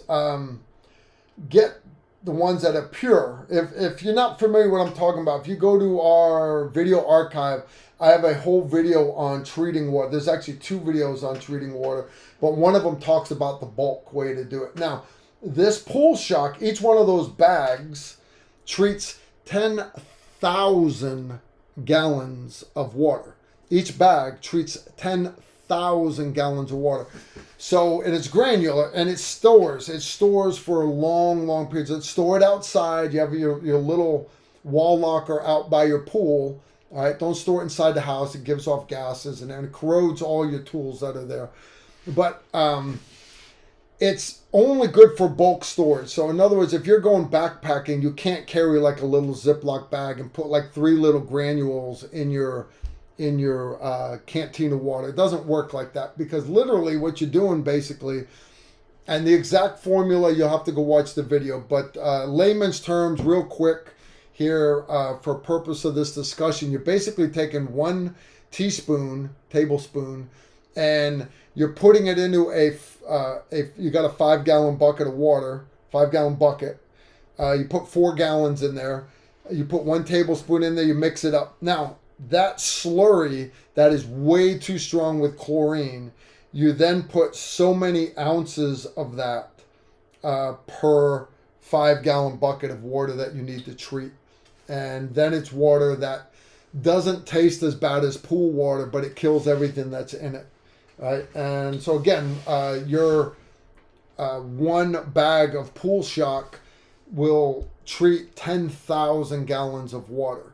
And you add that with the inline filters that you can put under your sink and stuff. And again, you can wire that so the water coming out of your collection outside runs through. The filters I like are the ones by Survivor filter. They make inline filters for your house. You guys know I use the small Survivor filter in my go bags in the Jeep. I got a battery powered one in my Jeep also. Filtering is good. Filtering gets out a lot of stuff, but you asked my pace plan. My pace plan literally includes having 4 boxes of pool shock and a swimming pool and a well and collection hoses and tanks and pray you never have to use it, guys. You don't have to use it all the time. You don't. In the kitchen is a Berkey water filter, big stainless steel Royal Berkey. If you don't know what a Royal Berkey water filter is, Google it, look it up. They don't cost that much. And the filters are good for tens of thousands of gallons. I sit it in the kitchen. Why? So my family gets used to using it. Now, I have good water. Here in the city, we've got great water. So why do I use the Berkey? I keep it full because it tastes good. It does. And I have my family in the habit of using the Berkey water filter. So if I all of a sudden brought it out and said, hey, what's coming out of the tap is not safe, you can only drink this, yeah, they'll keep forgetting. And now they're drinking out of the tap is contaminated. I have the Berkey water filter in the kitchen. I bought it for a class once and tried it out, and it's been sitting in the kitchen ever since. My wife, my son, my daughter, they'll all tell you it's stainless steel. It's shiny, so it matches all my wife's appliances, and we use it. I practice what you preach. When I went to Angry American's house, it was cool. I went in there. He's got the even bigger water filter in his Berkey water filter. He's got the largest one they make sitting in his kitchen, like he should. Like he should. All right, I see I had another super chat come in. Steve's coming back, guys. I don't know where he's at. He might be hitting my bar. I don't know. I'm sorry if we're going to do the giveaway here in a minute. I'm trying to see if I missed any super chats. I see I had one here. DB threw down 5 bones, says message retracted. I don't know if that's a good sign or a bad sign. All right, Steve is back. Steve, you make yourself up a little something? I didn't have any orange juice, did I? No, I got out of the car. You went all the way out to your car. Yeah, I got a stocked fridge in there. You know my bar is stocked, Steve. That's okay. I wouldn't know. All right, let's see. We are coming up on 9 o'clock, guys. We're going to do the giveaway. Okay, 9 o'clock, we're going to do the giveaway. Slang, phrase, shame on you. Guys, put the shame on you in the window. Susan will draw it here in a minute. Tell Steve, oi, oi, oi. Ozzy, Ozzy, Ozzy. Speaking of Ozzy, Ozzy, shout out to our good friend Glenn Can you go back to my Richardson. last couple picks? 2 think you missed last 2 questions. All right. Stop talking. Shout out to Glenn Richardson, former 5th group brother, now living in, is it Torbay or Torbay? Torbay, Australia. Torbay, Australia. Glenn Richardson's good people too. He was on 516, my old A team when I was company sergeant major. He was on that team, and Glenn's good people, really is. Glenn is probably the most mild-mannered. You meet so many mild-mannered guys in Special Forces. Everybody goes, "Oh, Special Forces, Green Berets, Vietnam era, snake eaters." I'm like, I don't eat no snake. I like Popeye's chicken. Joseph Charon asks, how bad are digital PVS 14s, the Oppressor Liber?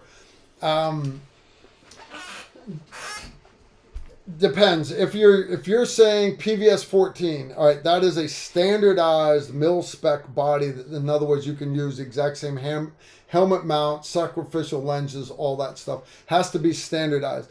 Now, when you start talking digital, I'm assuming you're talking the ones that have got the digital buttons on them as opposed to the turn knobs. Again, guys, you can get cheap PVS 14s in any type, size, whatever, but you can also get expensive, great PVS 14s that are every make also. What I tell people for PVS 14s or nods in general, buy the best quality tube you can afford. Best quality tube. If you can afford Gen 2 Plus, get a Gen 2 Plus. If you can afford a Gen 3, get a Gen 3. If you can afford auto-gated, get auto-gated. But understand the digital ones, people bitch because the ones that are bitching are the ones that were in the military and they're not used to that push buttons. They're not used to that. So I personally don't have a lot of experience with digital PVS 14s, but working with a couple of these different night vision companies, I've played with them. I never had issues with them. Never heard of anybody having issues with them. Drink. Quick Glenda Richardson story in Torbay, Australia. He's my hero. 2005, 2006, Alpha Company 2nd Battalion, 5th Group, got caught into an ambush one night, and we lost a great company Sergeant Major Stack. Stacks, yep. The Mark 19 went down, and this is a horrendous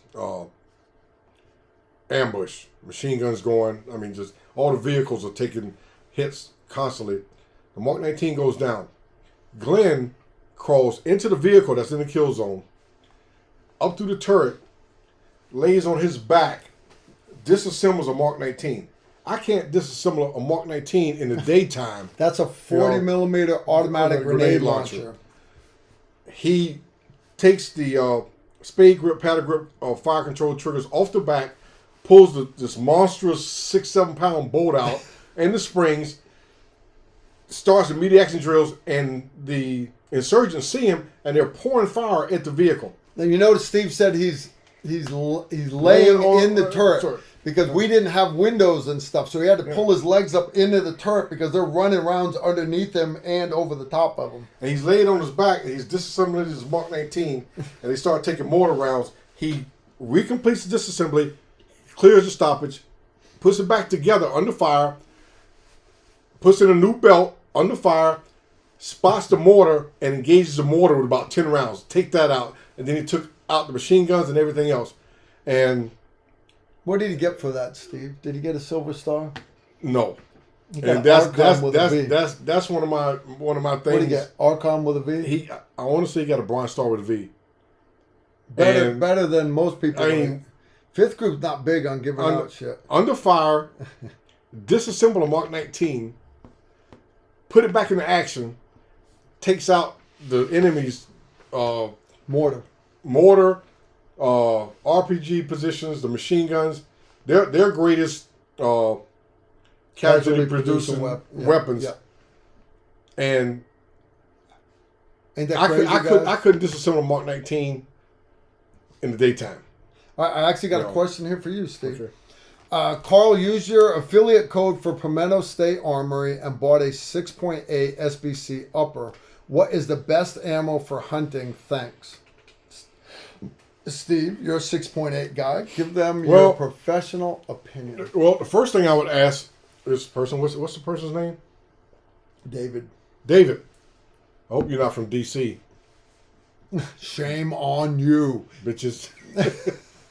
David. What are you hunting? When you ask a question like that, it's like a 5-tier question. Number one, what are you hunting? Understand, elk and rhinos are going to be different than hogs. They're going to be different than white-tailed deer. Going to be different from two-legged mammals. If we stay in the white-tailed deer category, pronghorn antelope, hogs, everything else, there's some ammunition out there, and ammunition performance to me, caliber counts to a point, but the construction of the projectile counts more so. I happen to be a Hornady AMAX SST projectile fan because of the results I've had over all these years. If you're hunting 4-legged varmints, 2-legged varmints, even some oi varmints, I would recommend anything in the 110, 115 grain category as far as Hornady, what do they call it, the SST, because it's got the cantilever, or the AMAX, or anything like that. You're going to have great results, a good hunt, as long as you do your part. Put it in the proper spot in the anatomy of the animal, and always practice, being, what's that word they talk about? Don't let the animal suffer, that kind of thing. Yeah, be humane, be a humane hunter. That's what I'm looking for. Yeah. See, we got another one here, Steve. This is from Woodman. Hi, Carl and Steve. EDC Glock, but I have a Springfield XDS for church. I've only heard you say no to Springfield. Any cons you can fill me in on? Thank you much. No to Springfield. Springfield Armory pistols. I'm just not a big fan of them. I just know too many people that have had problems with them, guys. But again, I don't own one. I'm going off of other people's. I've heard too many people have XDSs, not XDSs specifically, but Springfield Armory pistols that have shit the bed. My partner, Art Pettit, brought a Springfield Armory 45 to a competition, and it shit the bed in the competition. And that's unusual. Because it was a two-man team, it cost me a lot of points because the gun shit the bed. Maybe it was Art's really bad shooting too. But no, as long as, here's the deal. If that's your pretty go-to-church gun and it runs for you, more important than anybody's opinion is, does it run reliably for you? Because there are guns that run reliable. There are guns that don't run reliable. And then there are some that just don't run worth a shit. But likewise, you can take a fairly reliable gun, put exotic ammo in it, and now all of a sudden it doesn't run. As long as you have ammo, you have a gun, if that's your gun you want to carry, fine. But I caution you that you just said you everyday carry a Glock, but now when you're at church, you're not carrying that gun. And here's my problem with that is your XDS has a different grip angle than your Glock does. And what I mean by that is when I came, when my unit, my A15, my old SIF company, when we switched to 1911s, I got good with that 1911. I mean, I was shooting 1,000 rounds a week. Every Saturday, I'd go get a can of 1,000 rounds of Israeli-made 45 ammo from my supply guy at Area 4 in Baghdad. We had an indoor 25-meter shooting range. I was shooting 1,000 rounds a week. That's just my sidearm. I was good with that gun. My Suburban, my vehicles back home had 1911s in them. So one trip we had just switched to Glocks.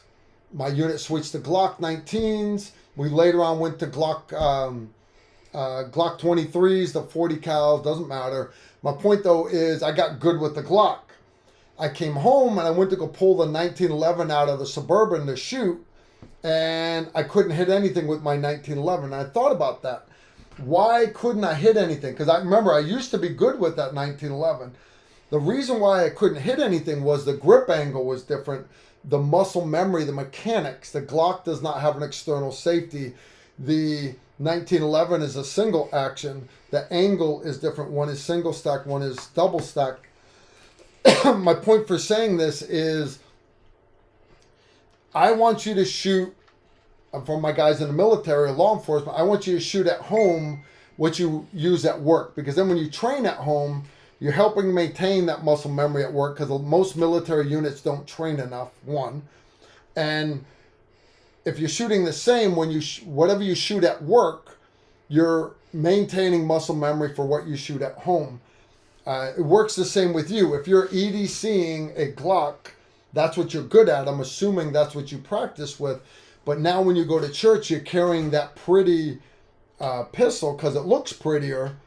Understand your muscle memory is different.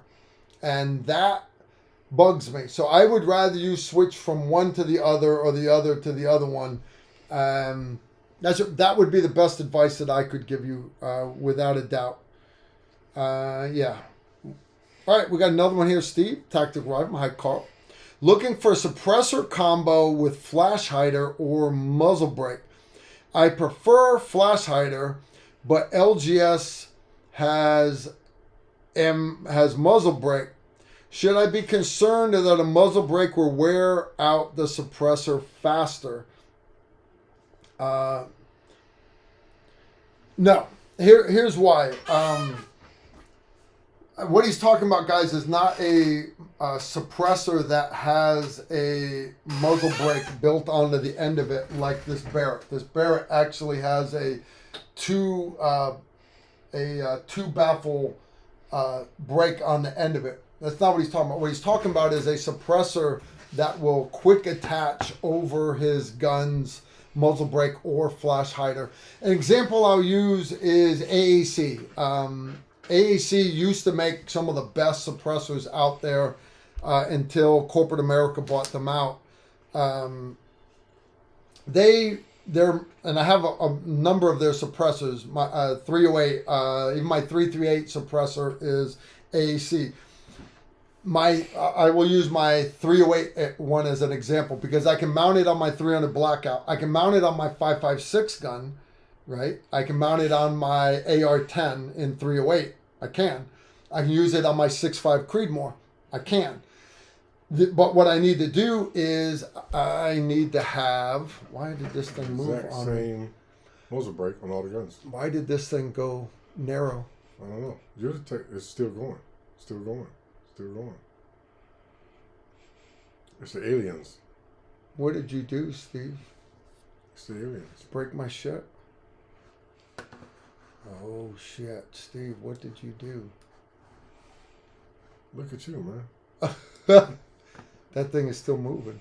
Ah, your freaking phone. Knuckle nuts, that's you doing that. On my phone. You were touching that button. Oh, was it? Okay. All right, we're back. Sorry.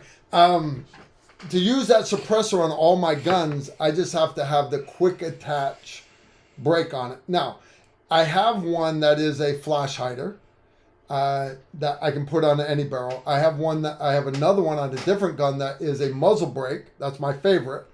They also make one that is a muzzle brake and a flash hider, both.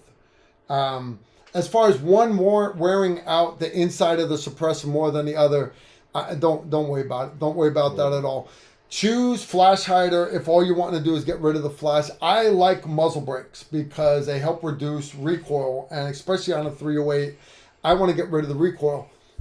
Putting a suppressor on a gun, it basically does the same as a muzzle brake. You're catching all that blast going forward. It works as good as any muzzle brake does. But when you don't have the suppressor on the gun, I still like having a 2-baffle muzzle brake. For example, my TR1 rifle, I went with the Surefire SOCOM muzzle brake. The SOCOM is a 2-chamber muzzle brake. It does have the quick attach for a Surefire suppressor. I don't run a Surefire suppressor on it because when I built the gun, I wasn't planning on putting a suppressor on it. I pin the brake and I run the Warden on it that puts all the blast forward, kind of like your hog. Exactly. Understand, directing it forward, you're now completely eliminating that push forward and it's being pushed back. So now instead of the muzzle brake getting rid of recoil, you're now giving back all that recoil. Here's why I run the Warden. A lot of people run the Warden because it looks sexy. It looks like a little muzzle brake. They run because it looks sexy. I run the Warden because, for example, Saturday, our pistol carbine course, I have all the students standing around me when I demonstrate the drills. I demonstrate the drills. If I can't do it, I can't ask you to do it. But while I'm using it with that Surefire muzzle brake, that thing is beating the shit out of everybody to the left and right of me. It's a loud brake. It's a loud brake. So I run the Warden for you. I run it so I'm not beating the shit out of you guys, the students. Now, I'm not worried about making time on the drills. I easily make time on the drills. I do. But understand, if I took off the Warden, I would be able to manage recoil a little bit better. No big deal. Excellent question. I like. Go ahead, man. You can. The Berkey Flaming Pig and the Warden for the same reason. Yep. When you're shooting with a muzzle brake and there's someone in the vicinity, whether you're on the range or you're in a duress situation, someone's in the house, you got your family with you, you put them in a safe place, you're providing suppressive fire, that muzzle brake is pushing the blast mostly left and right, and of course upward, so you can drive the barrel down. I really don't like that. I prefer being, I guess what they call them, linear brakes, that's pushing the blast straight forward. It's not kicking up everything. It's not driving anything to the left and right. You guys understand what Steve's saying? In other words, we're adult males. We're shooting 5.56 or even 6.8. We're not worried about that recoil knocking us on our asses. We're just not. It's not a 3-gun competition. What Steve is saying, though, is just like my warden, his pig there pushes all the blast forward. And what that does is that guy who is broken into your house and he's got the knife, he's wired up on whatever drug he is on, and he's running through your house, he's eating 80% of that noise and 80% of that light and blast. And even if you haven't had the time to put in Ear Pro in your house, I understand he's getting a lot more of that shock wave than you are by running that warden or running that flaming pig that that Steve's talking about. Real quick, back to the guy with the Springfield Armory XD. I own 3 XDs. XDM, 2 XDMs, I forget what the other one is. One XDM 45 was presented to me by Jay Johnson and Randall Worst when I retired. It's like a 1911, right? Yeah. Yeah. It's like a Glock in 1911. Yeah. I like the Springfield Armory XD. I use a Glock because I always look at ammunition availability, magazine availability. Even when I'm with call and I'm with the good brothers that come here to fellowship with call on Sundays, I know there's going to be magazines. I know there's going to be ammo. The XD, again, what Carl was talking about with 1911. I've always advised people who's buying a handgun, 1, buy a high quality handgun. 2, buy the one that fits you best. The XD fits me good. I have an XD9 that I just absolutely love. I don't work with it that much because whenever I'm doing stuff with Carl, it's Glocks. XD to me is a really good handgun. We are late announcing the winner. Let's do this real quick. Let's do that real quick. All right, the winner is, give me the drum roll. The winner is Gary Patterson. All right, when you're ready, I'll put it in the chat. Susan, if you would be so kind, put it in the chat. Gary Patterson, you are the winner. Here's the deal. Guys, if you didn't win, you can still go to slydtactical.com and get the TR1.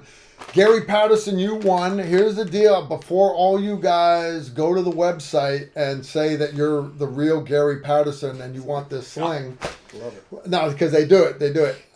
Gary Patterson, go to your homepage, take a picture of your homepage, your avatar, your name and everything, and email that to tacticalrifleman1@gmail.com. Excuse me.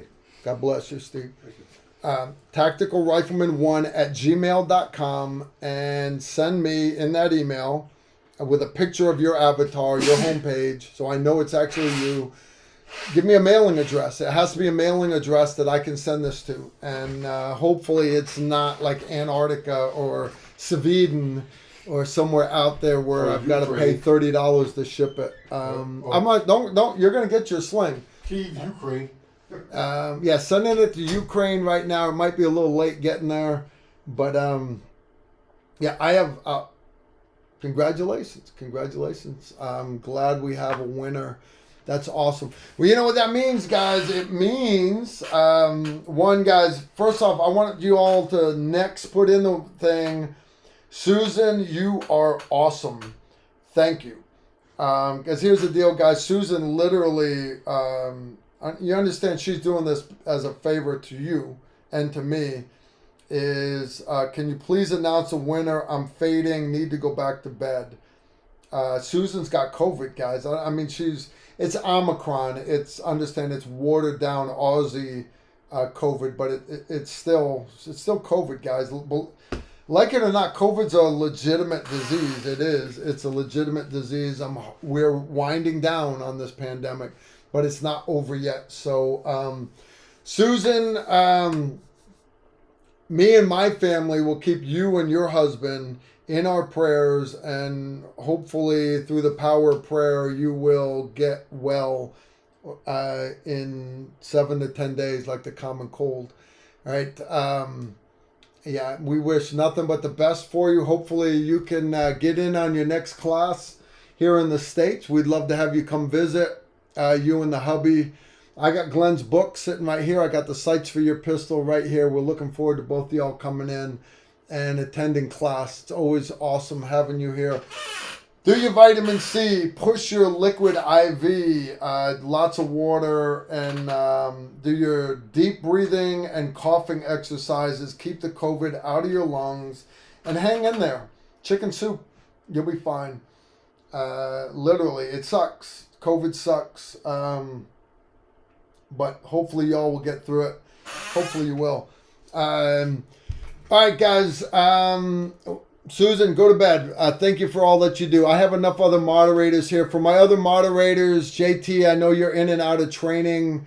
But I think I still got Donut in and out, and Biscuit Boy, Chem Student. I have a couple other moderators here, guys. We'll make this work. We'll make this work. But I don't want to. We're not going to do another. We're not going to do another giveaway tonight. If I owe you guys a set of yoga pants, no, I'm not going to wear them for you. Let me know who it is that owns those medium set of yoga pants.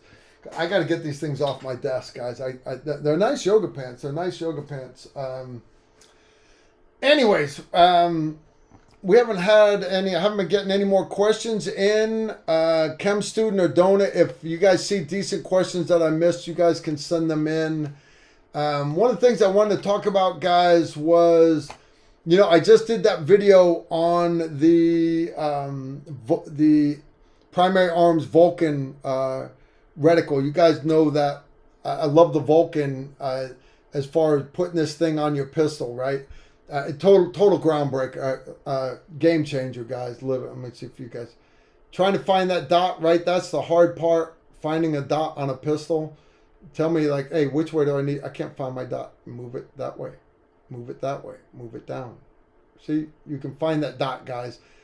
And the people that say, well, that's for beginners, it's for beginners. I'm here to tell you, when you start shooting odd positions with a pistol, that's not what you practice. This will help pros. It'll help anybody with a pistol. So very few times I've ever said things are groundbreaking, game-changing. This is it. So anyways, you saw my video a couple weeks ago, and in the video I mentioned that my only gripe with the 507 is the exposed emitter. I would prefer an enclosed emitter. The 509's out, guys. That thing right there is, I don't know if I got this one turned on. Let's see if you guys can see it. This is the red version. It's not very bright. I know it's not, but it's on. Let me turn it up for you so you guys can see it. I don't leave things on auto brightness.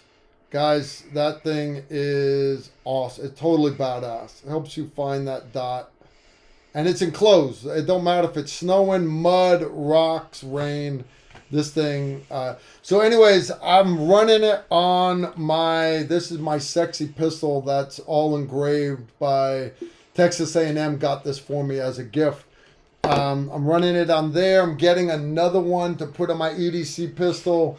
So if you guys come to classes, more to follow on it. More to follow on it. We'll see how it holds up. I hope it holds up great. But again, Trijicon, they messed up when they didn't jump on this thing. So he offered it to Holosun, and they said, oh, thank you very much, Lee.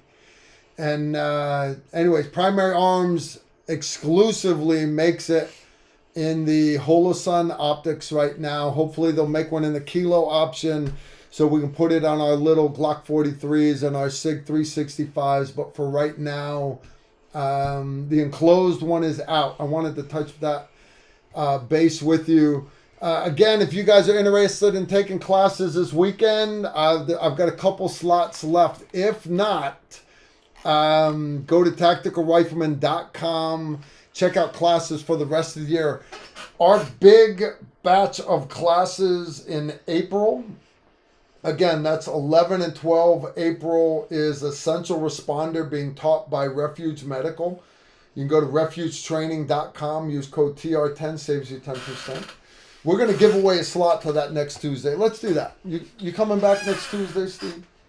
I will try my best. Okay, so if Steve comes back, or even if he doesn't come back, if he comes back next Tuesday, I'll let him do the giveaway.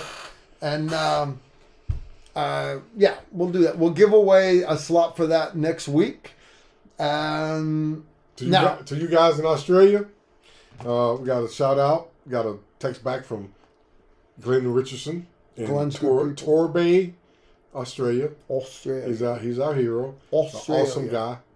I don't know if they have skydiving clubs over there, but Glenn, when he left 5th Group, he went to the free fall committee. Became an awesome military free fall halo instructor. They're sky gods, man. I was a sheet of plywood. I just fall. But those guys, they can damn near fly back up in a plane. They're awesome. They really are. These guys learn how to jump tandem, how to jump bundles, how to jump 55-gallon drums, because you never know what you got to bring in. So they were awesome. Jumping with nods, all kinds of crazy stuff. Great guys. Susan, go to bed. And for the rest of y'all... Oh, Steve, do we see World War III coming? No. Here's the deal, guys. There's one of 5 ways that this can go in Ukraine, literally. If it does come, turn face to flash. All your worries will be over. Yeah. Yes. But the reality is, guys, Brother, I got to run. Take off, Steve. Get home. Pleasure. Home to the family. Yeah, go back home. Always a pleasure, man. Always a pleasure. Take care, man, guys. Steve Holland, the legend. Steve, always a pleasure here, dude. I'm just another American who appreciates America. No, dude. Steve, you're so much more than that. You understand. Yeah. I set my bar really high when it comes to heroes, and you're on that list, dude. Stop it. Steve's the man. All right, Steve's on his way out. Again, Steve, it's been a pleasure having you here tonight. Guys, we're going to wrap up this live stream because I have got a crap ton of stuff to get done. Steve, travel safe. I will, man. I'll get back with you. Give me a call tomorrow because we need to get with John Rich and figure out. I hit him up, and he was like in the middle of a concert or something like that. Okay. He but I'd like to go recon the range Monday or Tuesday. Tuesday's probably better. Let's do Tuesday. Then. Okay. All right. Well, but you got Tactical Tuesday. Not till 6 p.m. or not till 6:30 p.m. Okay. Me and Nick start setting up the computer at 6:30. I just got to be back by then. We'll work it out. All right. Just want to. Oh shit! Steve's back. Shout out to all you guys. I appreciate it. I appreciate the fact that you guys ask good questions, and I hope I come up with some decent answers for you. God bless. Masalama ya Walid. All right. All right, guys. Steve Holland, the legend. That was kind of neat, right? Have an unexpected guest just stop in. Crazy shit here. Crazy shit. That's okay. I love Steve. I was kind of hoping he'd bring other people. Maybe he will bring somebody with him next time. Always good stuff.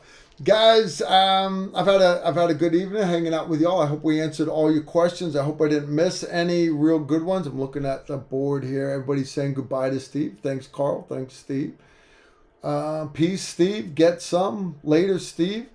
That's awesome stuff. I'm just glad that you guys can see that when I legitimately say, hey, this guy is awesome, that you guys actually can sense that these guys really are. So when they come in, you guys automatically welcome them with open arms, because I know a lot of you have no idea who Steve Holland is. You pass him on the street, and to a lot of people, Steve's just he's an old black guy, retired Army black guy, guys, I didn't even realize Steve was black till just a couple of years ago. I've known Steve for 20 years. Hey, Steve has always been my brother in SF. We're both green.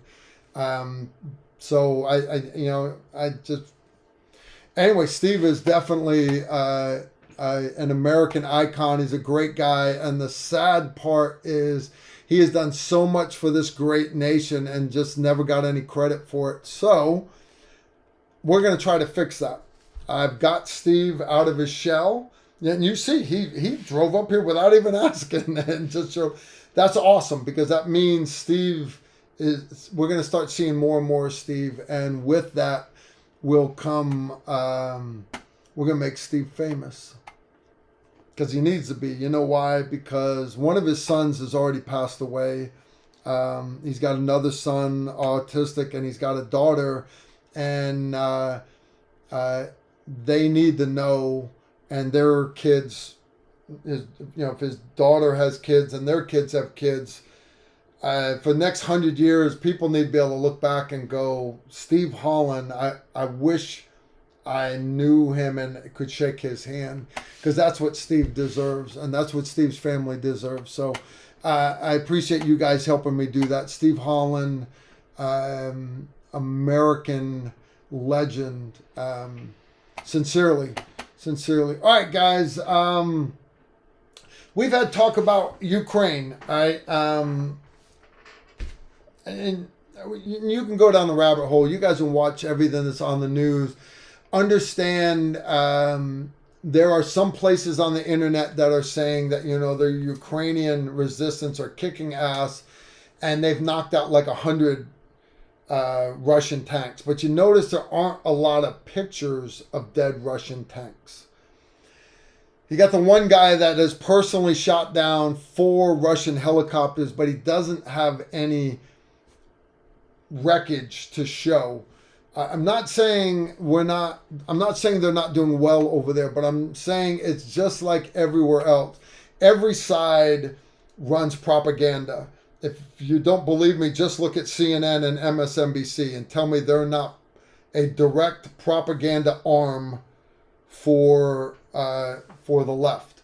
Okay, and that's fine, because Fox News is propaganda for the right. All right, you got to take both of them with a grain of salt. I am not left. I am not right. I am an American. If everybody would just be proud to be American, this world would be such a better place. Oh my God, it's just crazy. Crazy. So what do you do with Ukraine? Do you put on your body armor, get on a plane, and fly over there? And there are people here from the U.S. that have done that. Not me. Do we send aid? Of course you should send aid, of course, right? But at the same time, how does this affect you guys at home? How it affects you at home is you should be watching, and we need to be studying 2 things. One, the Russian tactics. What are they using? How well is their modern equipment performing? One.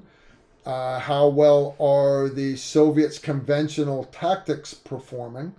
But then on the flip side of that, how well are the Ukrainian tactics, their insurgency, their unconventional warfare tactics? How well are their tactics working?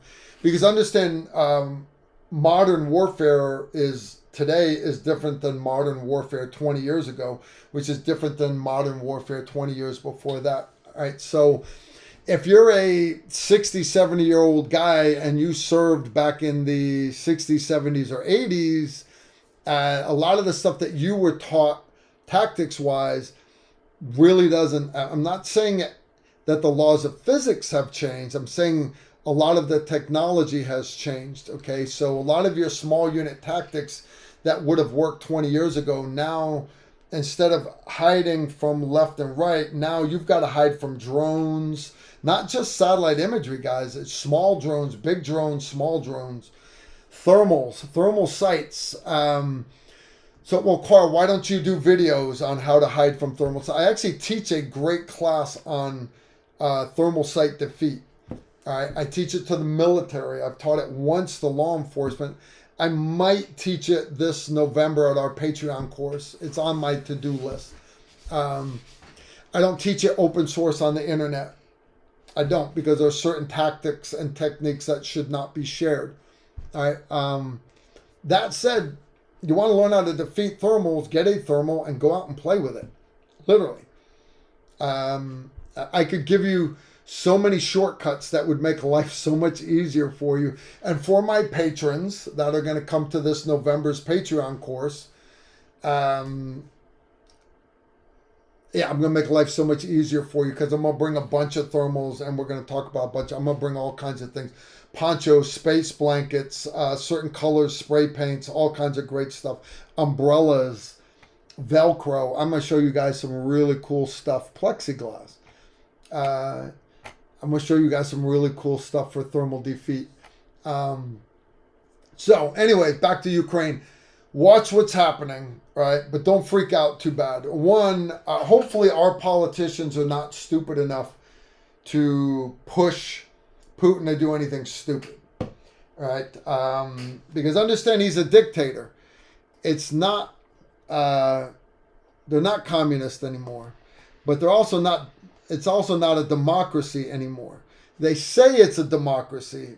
It's not a democracy. That's a dictatorship, guys. It's like Saddam said that, he was the president, the duly elected president of Iraq. All right. It's not the president of Venezuela was a dictator, even though he was duly elected. Putin is a dictator, and that's just how it is. He's a thug, and if you push a thug's hand, understand he has zero intentions of giving up that throne because he likes it. He's got so much money. All he's got to do is just say, my bad. I'm retiring, and then go live with his mistress and his kids. Where's their place? I think it's Spain or somewhere like that. He could go live and be a billionaire, but once you get the taste of that power, once you sell your soul to the devil like Nancy Pelosi and you think you can live forever, she looks good for a 130-year-old. She does. Eventually, the devil cashes in. All right. Don't sweat Ukraine, guys. They're not a part of NATO. I hope they make them a part of NATO after this is over with. All right. But there's roughly 5 ways this can go. And I could do an entire live stream talking about the 5 different scenarios. There's literally 5 paths that this can go down. And none of them are good. None of them are good, but none of them are really that bad. They're ugly. There are. Some of them involve tactical nuclear weapons being used there locally. Another path involves payback against the United States, where he would use nuclear weapons here. But that one's really not very likely. It's really not. And the only way it would go that bad is if our politicians were stupid enough to push a bad hand. And I don't see that happening. I really don't. So don't freak out. Don't. You shouldn't be in your bunker right now watching this on on fiber optic. You shouldn't be in your bunker right now. We're good.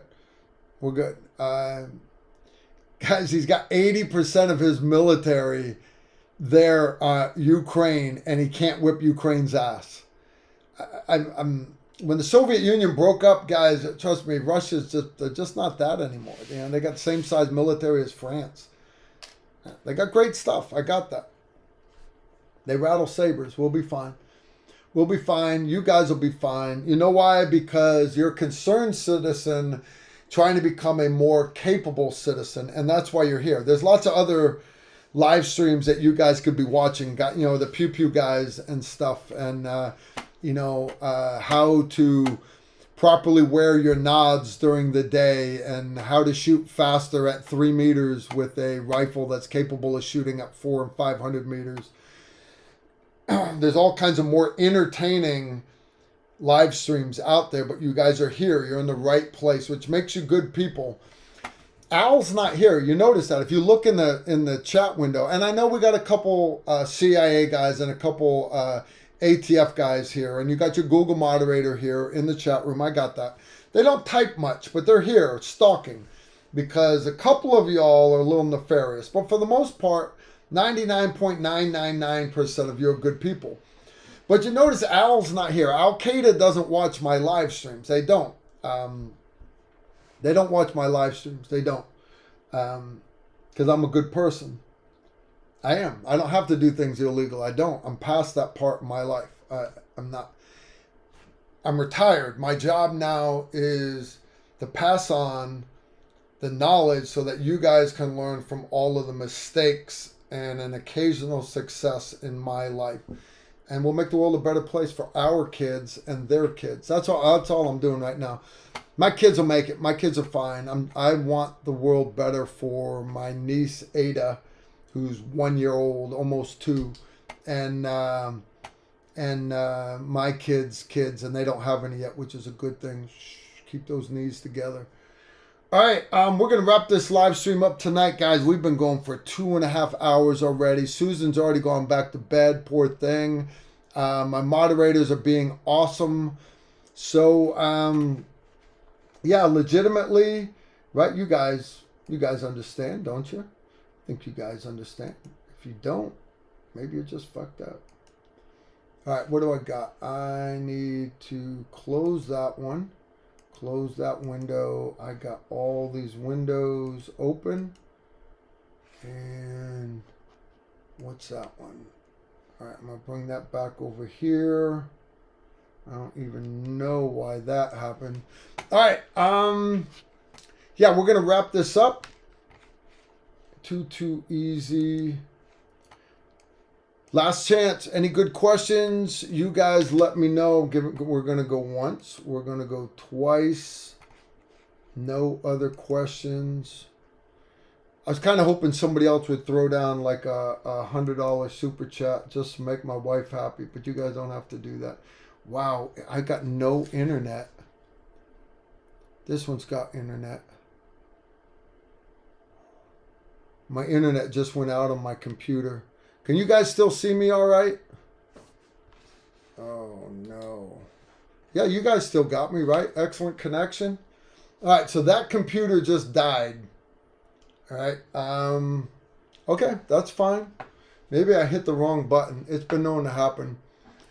All right.